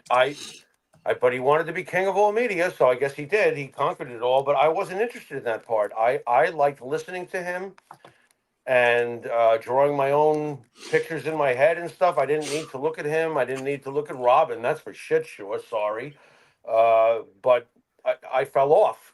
I find it ironic that he is what he is today when considering all the things he used to do are so provocative and she was the ultimate shit stirrer that now he's the apologetic ball sucker. No, that's rough. That's rough to digest. So has he killed my memories of him? No, that's not That's to me. That's not fair. Well, let and me that's ask you something. I know you said know. you don't go back and listen. I don't. Okay, I was a huge fan for a long time. I even bought his book, which I thought was great. Yeah, But the movie what was I great. found funny in It my was great. early to late 20s, I Mm-hmm. find disgusting now. Is that weird? I don't find what I found funny then disgusting now. So, do I think it's weird? No, it's how you have digested things. What I find disgusting Well, is it is if, hypocritical? Is it hypocritical? Maybe is the better question.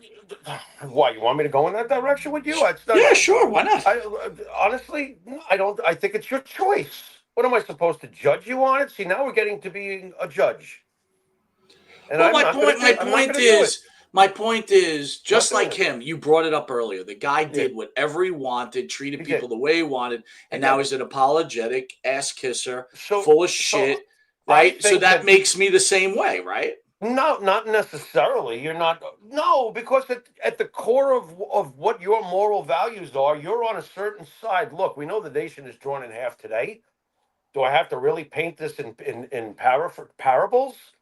I mean, it's his moral values that are fucking disgusting. That's the problem. I don't give a shit if he was outrageous back in the day. What I find disgusting is how he's changed about what he was back in the day. You don't apologize for what you were. What you were made you great. Love or hate the president, he doesn't backtrack and be like, "Oh, you're right. I'm a complete asshole," and yeah, blah blah blah. No, no, no, no, no. What are you doing? But you realize what he's doing when you see where his morals lie. So just because some things you find disgusting when you were a younger man doesn't make you Howard Stern. You have a different set of morals. You understand? This is a complex question you're asking me. I'm trying to answer it. No, and you know what? I appreciate that, but let me hit you with some of this. Then let's talk about this, right? Go ahead. Uh, he bullied Artie Lang Yes. while the guy Yes. was falling apart, right? Yes. And Yes, he Artie did. really kind of brought the show back, right? Apparently, I lost him after Jackie, and then he goes to television, and I'm like, no. But Well, go so on. Artie, he loses Jackie. Artie We was had very Jackie important. on. You could tell Jackie was not a fan of his, right? Right. Right. He Artie was destroyed Scott the engineer's reputation and cut him right. loose when his wife was dying. Yep, I remember. I do remember all of that stuff. Yes, I do. He mocked Beetlejuice, Wendy, Yep. Gary the Conqueror, all for ratings. I'm waiting for you to get to the worst one, but yes, I remember all This of is these. the one. This is the one. So I said to everybody out there, I was Yeah, a huge fan. This is the one that did when it. Howard lost me. Okay, Now, I'm I already was gone. not a huge, which I understand. Yeah, I've seen all, but I but was I a do huge, remember what you're about to say, though. Please. I wasn't a huge Different Strokes fan, but I grew I up with was. Different Strokes, right? I I loved watched it. it. Yeah, I'm not saying I was like you. I I loved liked it. it. Yeah, right. Yeah, it doesn't have the retention value of The Odd Couple or MASH or All in the Family, but yes, I But did love Different when Strokes. he Go on. set up Dana Plato Mm-hmm. on that show, has her come in and has all his fans and whack packers Yeah, destroy her on that destroyed her. show, Destroyed her. that she fucking literally ODs the Destroyed her. next day and dies. And no remorse from him, no blame from him. And listen, he killed the DJ hung himself over him. He lost me that day. And at this point, I almost look at him like the devil, dude.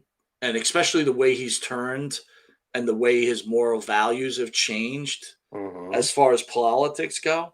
Mm-hmm. I literally hate the guy now. Well, he's the ultimate sellout. The end. He's the ultimate sellout. And that goes to the beginning of the show when we were talking about Allison Kay, Yeah. who had an agenda. We also talked about, I'm kind of all over the place, but we talked about Bubba the Love Sponge, right? And he has to live with it. Mm-hmm. Howard Stern doesn't have regrets of what he's done to these people. Some people don't. I did say that to you earlier. Some people don't. I can't answer whether he does or doesn't, but I would lean towards he obviously doesn't. When you're that far into your own delusional dream and society has made you rich through your own delusional dream, which is the reality of what's happened to you over the decades with Howard, he's so far deep into his own delusional dream, bro. It's way beyond drinking that first pitcher of Kool-Aid. This guy's been Right. ordering truckloads of it for decades, and his following pays for it. He's a king. You want to talk about no King's Day? I'll show you kings.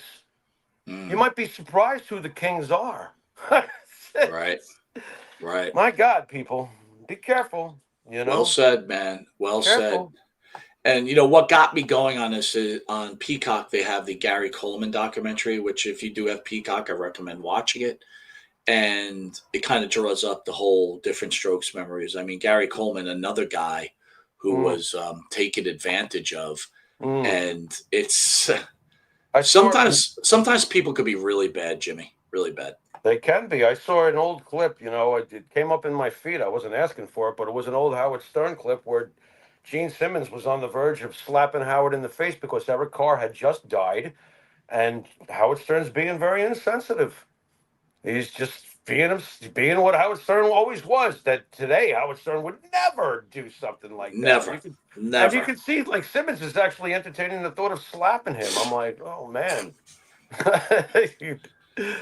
Listen, if you're political, the one great thing that we found out is Howard no longer has the power that he thought he had, and he thought he had the power like he had before, and he could actually change the presidential election, and it railroaded him. A man named Joe Rogan stomped a mud hole in basically anybody who thinks otherwise. So people get old.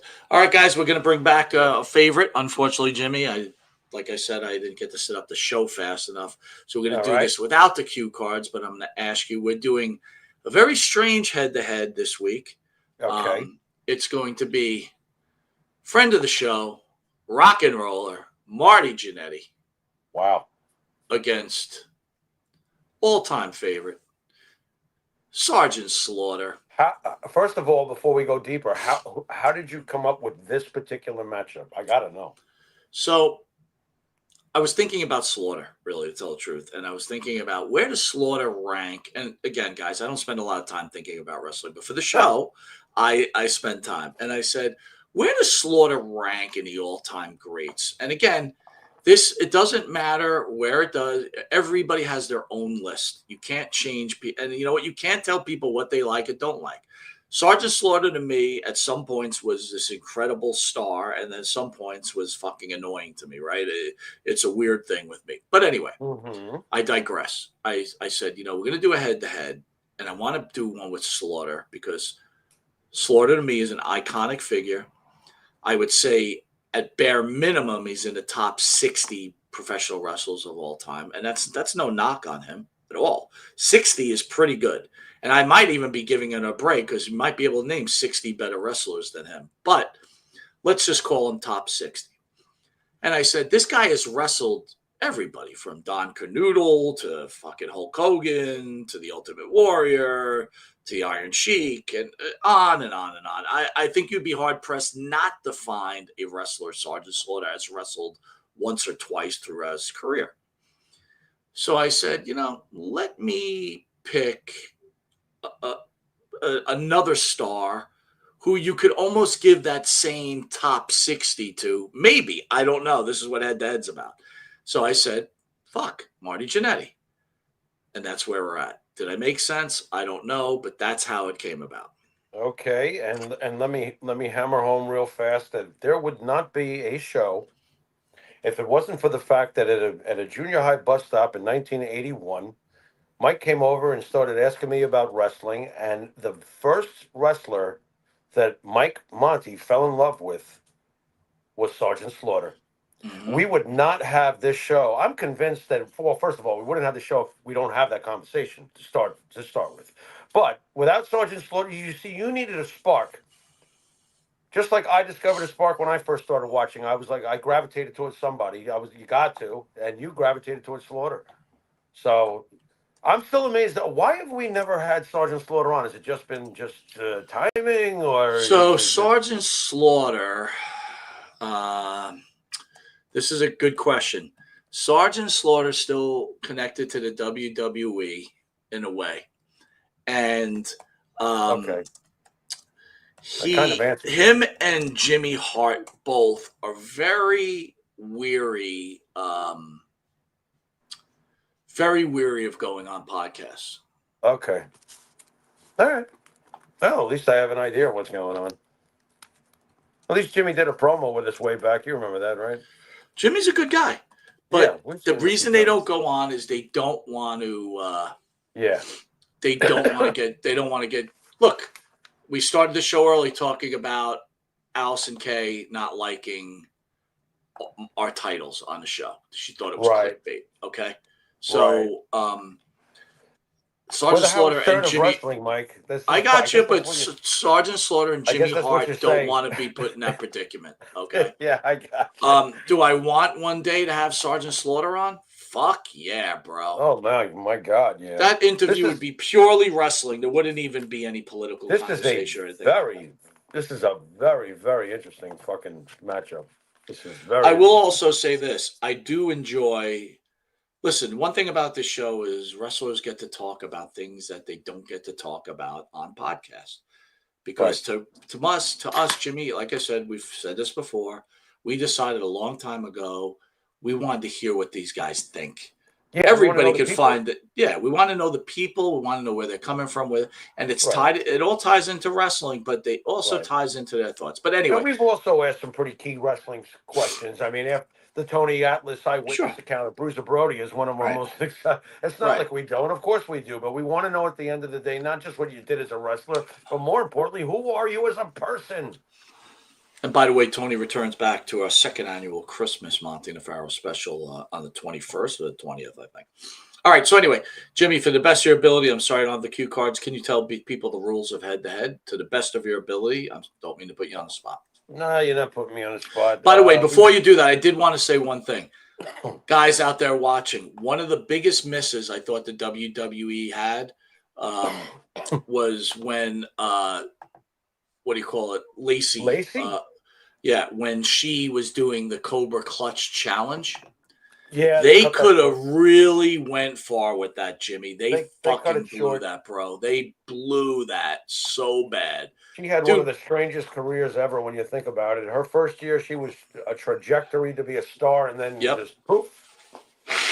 That was a strange one. You're 100% right.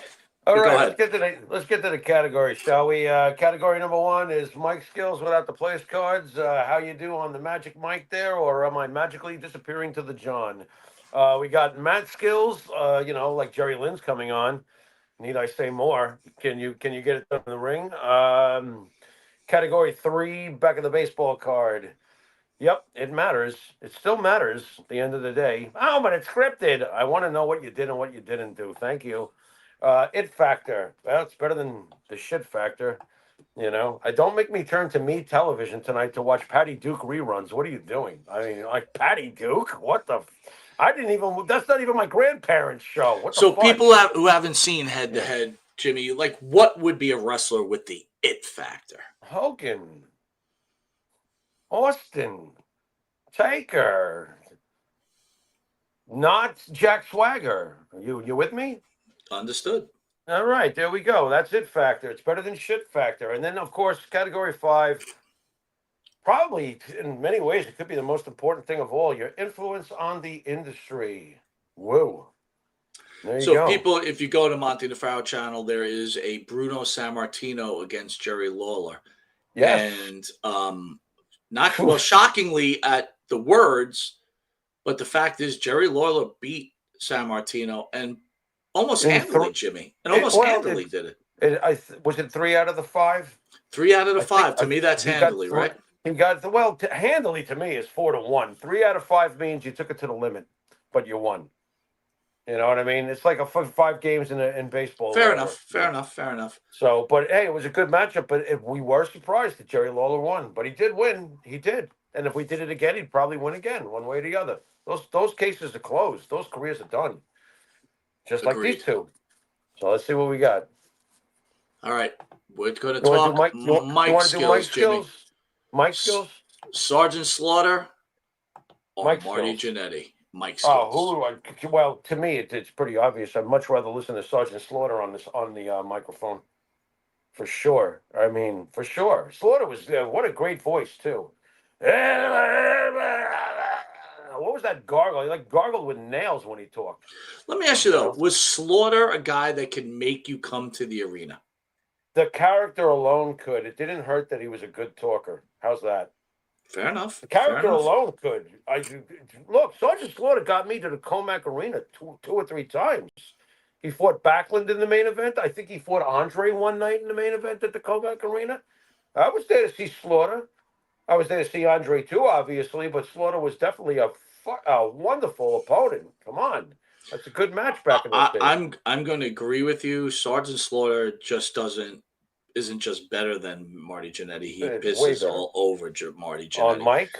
In fact, I would say that I'm a big fan of the mic skill. I thought and it was great. That was some of Marty Jannetty's downfall. He was not a good stick man. He just didn't wasn't. have it that way. No, it didn't have it that way. But oddly enough, Marty's a great talker. Now, mind you, where the WWE might have missed out on this if they would have had the drunken, drugged out Marty Jannetty as the character, it would have been funny. If they had turned him loose a little bit, but kept it good for public television. Well, what if they kept it like he was like always drugged out of his mind? I know they probably couldn't play it, but it would have been great. If they could have played it, in other words, during the Attitude Era, you might have been able to do it. Yeah. And he was still wrestling back then. Who knows? Yeah. You know what I'm saying? Yeah. Yeah. All right, so we got Sergeant Slaughter winning on the mic skills. What's up next? We got match skills, and this is like the opposite. Although surprisingly enough, Slaughter had a few moves. Not many, but he had a few. But you're not going to compare him to Marty Jannetty in the ring. Marty Jannetty was part of a whole thing that we might have to get to in these later categories to talk about. But Marty is what? Come on, no way. Marty has got this one hands down the way Slaughter had the other category hands down. This is Marty's. Well, I'll say Bob Cook's known for his working punch. Marty Jannetty had a hell of a working punch, man, for sure. Right? You're killing me. Is Mitch out there? Is that why you're saying this? No, I don't know if he is, but on a serious note, Marty could throw a good punch. Yeah. Well, we all know that he could throw a good punch, Mike. Yeah. What are you saying, Jimmy? I'm saying if anybody knows, it's you. And you know what? I remember the whole thing, and most importantly, when it was going down. Whoa, dude. Yeah, whoa. All right, so we got Marty Jannetty. We're up tied 1-1. I agree with you 100%, sir. You are right on the money. Yep. Next up. Back to the baseball card. Slaughter.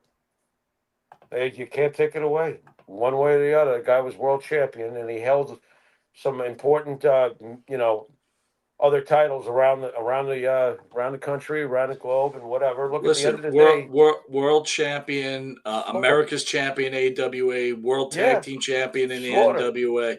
It's not even close. This is a blowout, in my opinion. Yeah, it's Slaughter. He's got him. He's definitely got him the same way he had him in Mike's skills. So the big Sarge is up 2-1. 2-1. Sarge had some. Actually, no. Sarge is up 2-1. Sarge had some decent moves, though. Do you remember the few that he did do? Did Slaughter actually throw a fucking drop kick? He did. He did. He did the fireman's carry. He did the hook, and he did some stuff. Hey, one thing we don't talk about too, Jimmy, is like selling is part of the art too. We never talk about how well people sold. Oh, Slaughter sold the alley fight. Oh, come on. I thought the poor man had been murdered and we'd never see him again. I was like, oh my God, he killed him wearing those jeans and that T-shirt was agreed. And we didn't even know that Pat didn't even. Oh my God. We talk about old wrestling, Jimmy, and how bad it could be if you really turn it on. Like I laugh when older guys like ourselves say, "Oh man, I went and watched Tommy Rich against Buzz Sawyer in the last fight in Atlanta. That fucking match sucked." It did. It sucked. And, back then it was like you wanted to see it, but it's like when you watch it, you're like, this fucking sucked. But I will tell you this, the alley fight still holds up. Oh. Slaughter could put himself into a post like no other, man. Slaughter also managed during that time period where it culminated with that fight where he just spewed so much hatred out of the crowd. He was so hated. Dude, are we trying to say that maybe Slaughter gets the mat skills over Marty? No, he Are we does. No, changing that? no. We're not trying to say that because that goes into whether mat skills are not about. Then we would have to come up with another category on salesmanship. Yeah, that's true. All right, because salesmanship is a whole nother story. For example, one of the greatest guys that ever took a punch was superstar Billy Graham. Can't argue that, man. My God, this Graham guy could sold sell like crazy, sold man. a punch like and then we would have to give the worst punch thrown of all time to John Moxley. Terrible. So funny. It's So amazing bad. to me that it's just amazing how bad they are. But you know what? I'm going to be fair. When Stone Cold did throw a good punch, looked fantastic. When Stone Cold would jump on top and do those rabbit hits, that looked ridiculous. He would But it kind of didn't flap matter. the hand open, but yeah, It was like what? Wait, whoa. Dude, you know what's so funny? In the Attitude Era, I never sat back and even noticed botches at all. Now I spot botches all the time. I've always noticed botches. But like it didn't bother me. But now it's like, oh, that's awful. Like sometimes these women are I love women's wrestling, but they're so far off on their shots. It's like, oof, this is bad. I have a very hard time still. I only will watch the women on the true payoff matches because then I hope that I'm getting what I expect. Right. Because a lot of the mid card fluff and whatever the ones they're bringing up are just so god awful. But then sometimes you get gold like Maxine against Becky Lynch 2 times in a row, by the way.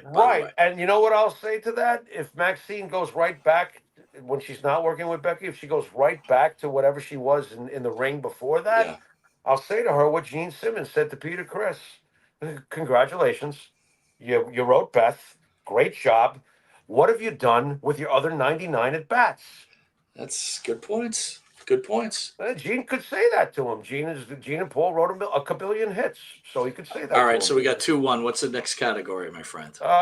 With Slaughter in the lead, correct? All right, so we go on to It Factor. I don't even think this is a contest. This is a blowout. Not surprisingly, but it's a blowout. It's Sergeant Slaughter. The It Factor is look at that. How are you not paying attention to that? Yeah. I mean, it's like the jawbone is almost as imposing. Isn't it almost funny that he used to have a different gimmick before this?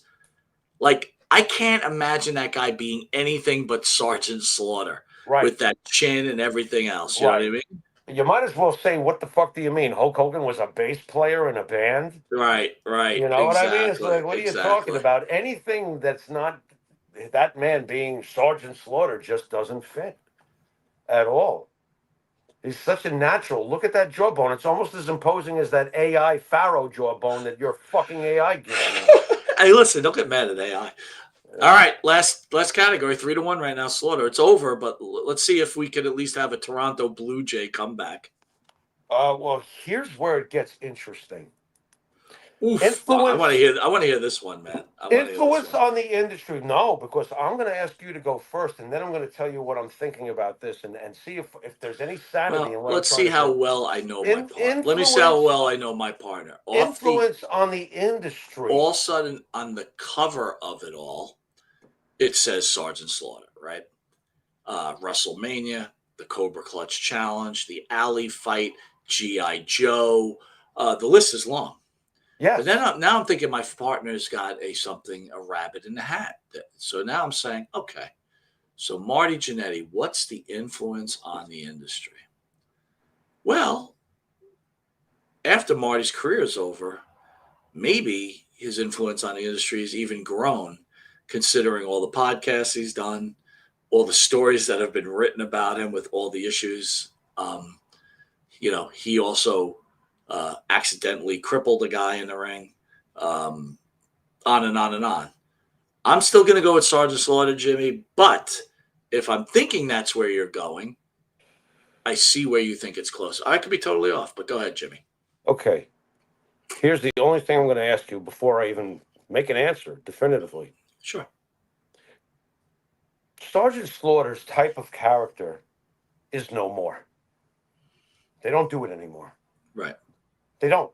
There's no more of these ethnic backgrounds and USA to the rescue and all this other stuff. Sure. It's gone. It's gone.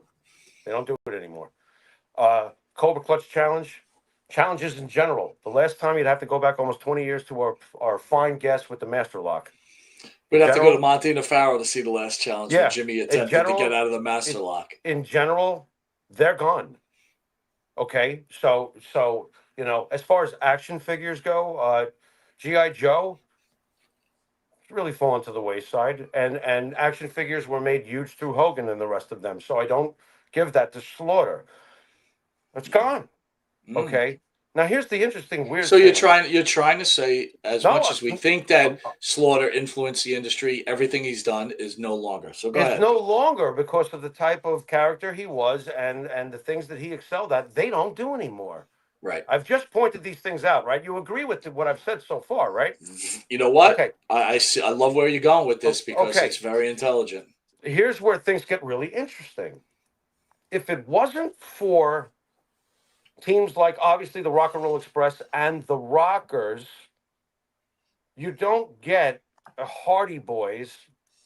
You don't get all the aerial things that teams like the Rockers became known for. That style of wrestling is the style of wrestling we see today in the ring.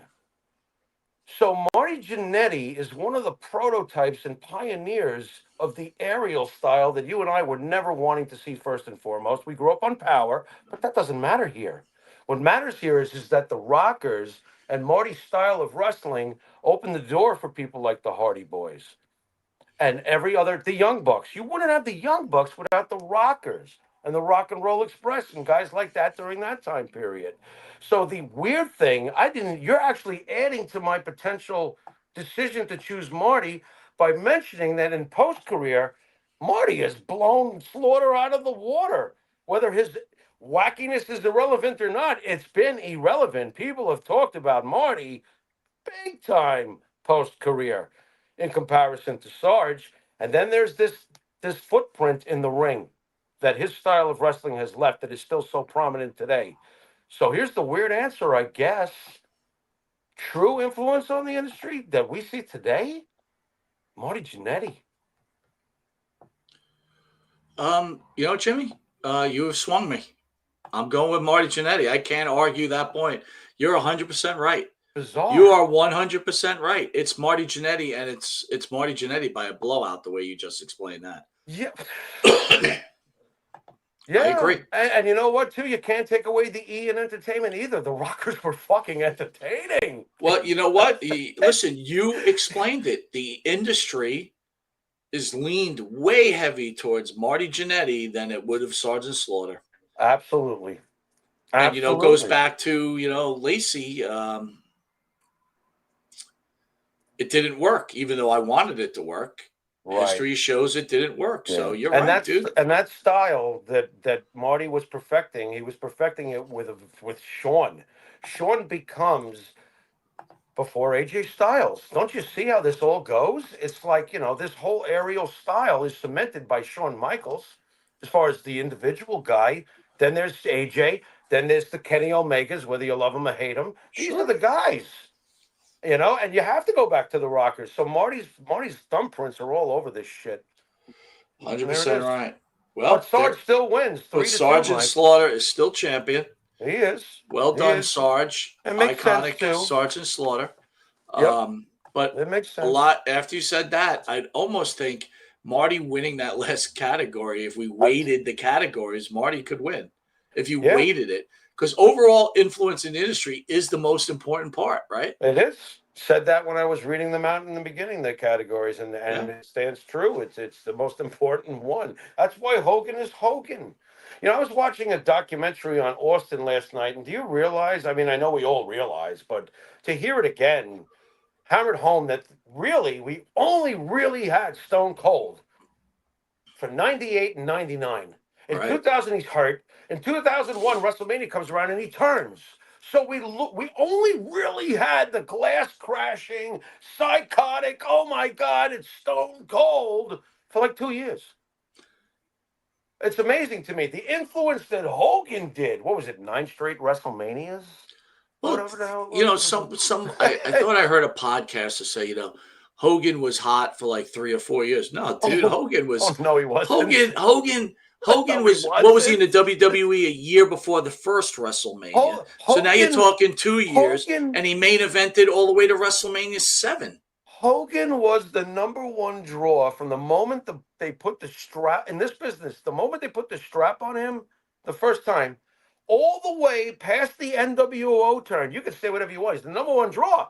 And, Right. the NWO thing occurs in '96. So we've already jumped 13 full years where he is the #1 draw in professional wrestling. Period. Right? And then Right. it takes what, another year or two before they self-implode. So you're looking at about 15 years where you can confidently say he's the biggest money man. Ric Flair said it 1,000 times. Hulk Hogan is the greatest wrestler that ever lived because he's the one who did that, who did It what made he the most did. money. Yeah, sure. Flair's not, he said the most over is obviously Austin, but he said the Hogan's got the fucking track records. Well, I don't. Are you going to tell me that you think 15 Austin years. was more over than Hogan in Hogan's heyday?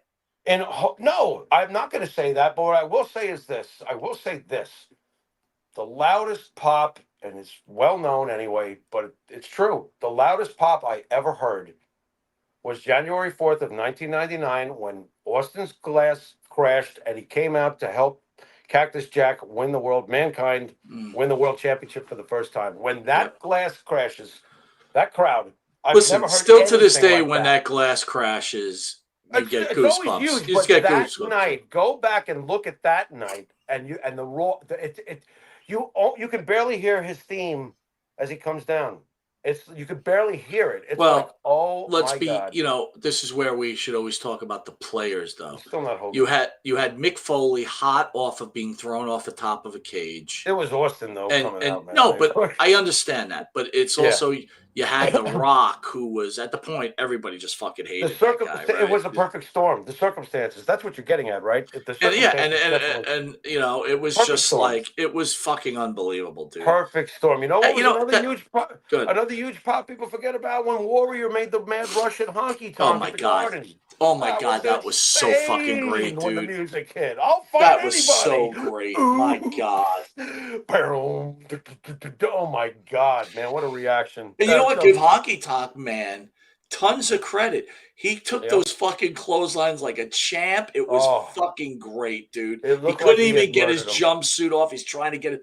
That's what, as sometimes little as bad things. as wrestling was back then, Yeah. the stuff that they did in between that is the incredible stuff. Does Vince McMahon get any credit for taking on the surface what looks to be like the most ridiculous gimmick you've ever heard of? You're going to give a guy who doesn't even have an overly wrestling impressive physique, let's be real, and we're going to make him look like Elvis, and he's going to swivel his hips, and he's going to come out with a guy with a megaphone, but he believed in this character and leave the belt on him for over a year. That reign was.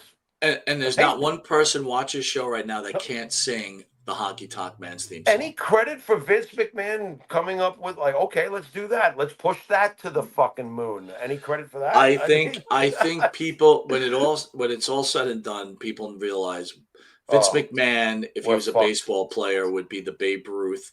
The guy's hitting 900. He's had some fucking farts. Right. You know what I'm saying? Yeah. But you know what? Who the fuck is perfect? Yeah. I mean, there's no way that, with all due respect, Mike Mantor, who was a good friend, there's no way that Vince thought that was going to get over. I just can't imagine Vince going. I think Vince sometimes just did shit just to do it. I'm going to put a bull fucking head on that guy. Let's make him look like a dick. I'm going to be very cynical about it, considering what Mike had told us about Scott Hall and everything. I'm pretty damn sure that they did it to him as a joke. Yeah, you might be right. To me, it's like, man, that's so not cool, but that's what they did. Not good. And by the way, let me throw this in because we're talking about missing Vince McMahon and how someday people will realize. This is a little out of left field, so stay with me. I can't stand when people say that these athletes are so superior. Like Babe Ruth could never play today. Let's do the reverse. Let me ask you a question. How do you think that these made of gelatin fucking athletes today, how do you think any one of these baseball players would do if you dropped them into the 1920s traveling schedule with the heavy wool uniforms and the heavy bats and the dead balls, and the guys around you are willing to go to war, win a medal, and come back and win the MVP. You're surrounded by real men. How do you think that would work for them? Jimmy, I got to give you a lot of credit tonight. Your counterpoints, or you know what? I'm one of those guys that say that Babe Ruth wouldn't be so great in today's era. But when you put it like that, I don't think Barry Bonds, Aaron Judge, the list, they go into the major leagues back then. I agree with you. Do you think that Kurt Schilling could have pitched 15 innings straight? Right? You're right. You're right. I can't argue that. The way they were. Now, I will say that I think Kurt Schilling was psychotic enough and tough enough to probably find a way to exist back in those days, oddly enough. Because he had a bloody sock? Fuck that guy. I got to be honest. Way before the bloody sock, I was screaming for the Yankees to get this guy when he was on the Phillies. I loved his makeup. I thought he was a psycho, and I thought that he never took no for an answer, and I loved his competitiveness. So it's not 2020 coming from me. Trust me. I think he would have been okay in the caveman days is what I'm getting at. I think a lot of players would have been like crying for their mommy. Jose Canseco would have been like, I can't do this. You know what? When you put it like that, if you put them in different eras, you know what I mean? I can't do this. Ted Williams was a fighter pilot. He went off and won medals and came back. It was still great. They don't. I mean, do you think Tom Brady could have played back in the 70s NFL? No, you know what's funny too? I just saw an old interview with Jack. Wait, Lambert. let me. I don't mean to interrupt you here. So again, we're Jet fans, and Jimmy and I many times have said, when you really look at Joe Willie Namath's stats, he really was not a very good quarterback. He was for that period. But I will say this: when you watch that documentary on Joe Willie Namath, the late hits. Oh God! The fucking knee shots, murdered him. The guy was getting murdered. So now, murdered respectfully, him. As he got more popular in the league got smart and said, "Don't the defensive players on the other team were told, don't fucking fuck with this guy. We need to keep him on the fucking field." They still did. I've seen. But there were points, Jimmy, that I actually I'm trying to think who was the guy in the Colts, the big guy. There was several big guys on the Colts. You're probably talking about Art Donovan or somebody like that. No. He was on the Brady Bunch too. God damn it, I can't fucking remember. Oh, what? Bubba Smith? Bubba Smith. Go ahead. Bubba Smith said that if someone went rogue on their team and even just tackled Joe Willie later on in his career, the shit would hit the fan. Well, I agree with that because, like you said, Joe became monetarily the poster boy for the NFL-AFL merger. Joe was the biggest star during his time. So I agree with that. But keep in mind that Bubba Smith was part of the Oakland Raiders that Joe Namath hated the most. Right. And that was the team that crippled him. They crippled him. They crippled it from 1965 to 1969 over at Shea Stadium and down in Oakland. Oof. Yeah. They were the nastiest going. They were. To get back to your question, how would Tom Brady do back in even the 70s? I saw Jack Lambert interview from back in the day. He was part of the Steel Curtain Hall of Famer and a beast. So they asked him, and this is 1977, I think. They said, well, these quarterbacks are trying to petition to the NFL to have more calls go their way and less hits. What do you think about that? You know what Jack Lambert said? He goes, I think the quarterbacks need to all get some dresses. That's what he said. But then again, just like with the Joe Namath today NBA, would have Aaron Rodgers numbers. You might be right. So again, Joe Namath wouldn't be getting touched. Joe Namath had a great arm. He had the quickest release, and you can. There's quotes from Don Shula, everybody. Joe Namath, the thing that made him greater than everybody was his release. He had the fastest release. He could process and bang, it was gone. It was gone. And he had arm strength and he had precision, And he threw a lot in the later days because he always threw and the teams weren't as good. And he was crippled at that point. It's a great point. But from 1965 to 69, there wasn't a quarterback in the world that was better than that guy. I agree. That's what he was doing. All right, Jimmy, send us out. I want to thank everybody for joining us Thursday night. Next week, me and Jimmy will be at the big event. We're gonna have quite a few interviews, so it's gonna be a loaded show. got some good stuff going on. So it's gonna be great. Jimmy, do you want to send us out, pal? I want to thank everybody for joining us. All right, everybody. You've been watching Monty and the Pharaoh. Until next week, maggot. Later. Couple of things I want to cover, Jimmy. Yeah. 500 level has now improved on the M&P code. Now go to MP30 for 30% off. Jimmy, I got to tell you something, right? I was at the beach again, 500 level. If you guys haven't looked at the shirts, right, go to the website. It's incredible. And I got to be honest, right? So it was a little chilly today. I brought the dogs to the beach. I was off work for the Jewish holidays, today. right? It's cold. It wasn't cold, Yeah. but I have from 500 level, I have a Roman Reigns sweatshirt. Now, usually sweatshirts are not always the nicest fabric, unless I'm into really nice fabric because I just don't like things up against my skin. So usually I'll get thinner type of shirts, but this is a heavy sweatshirt.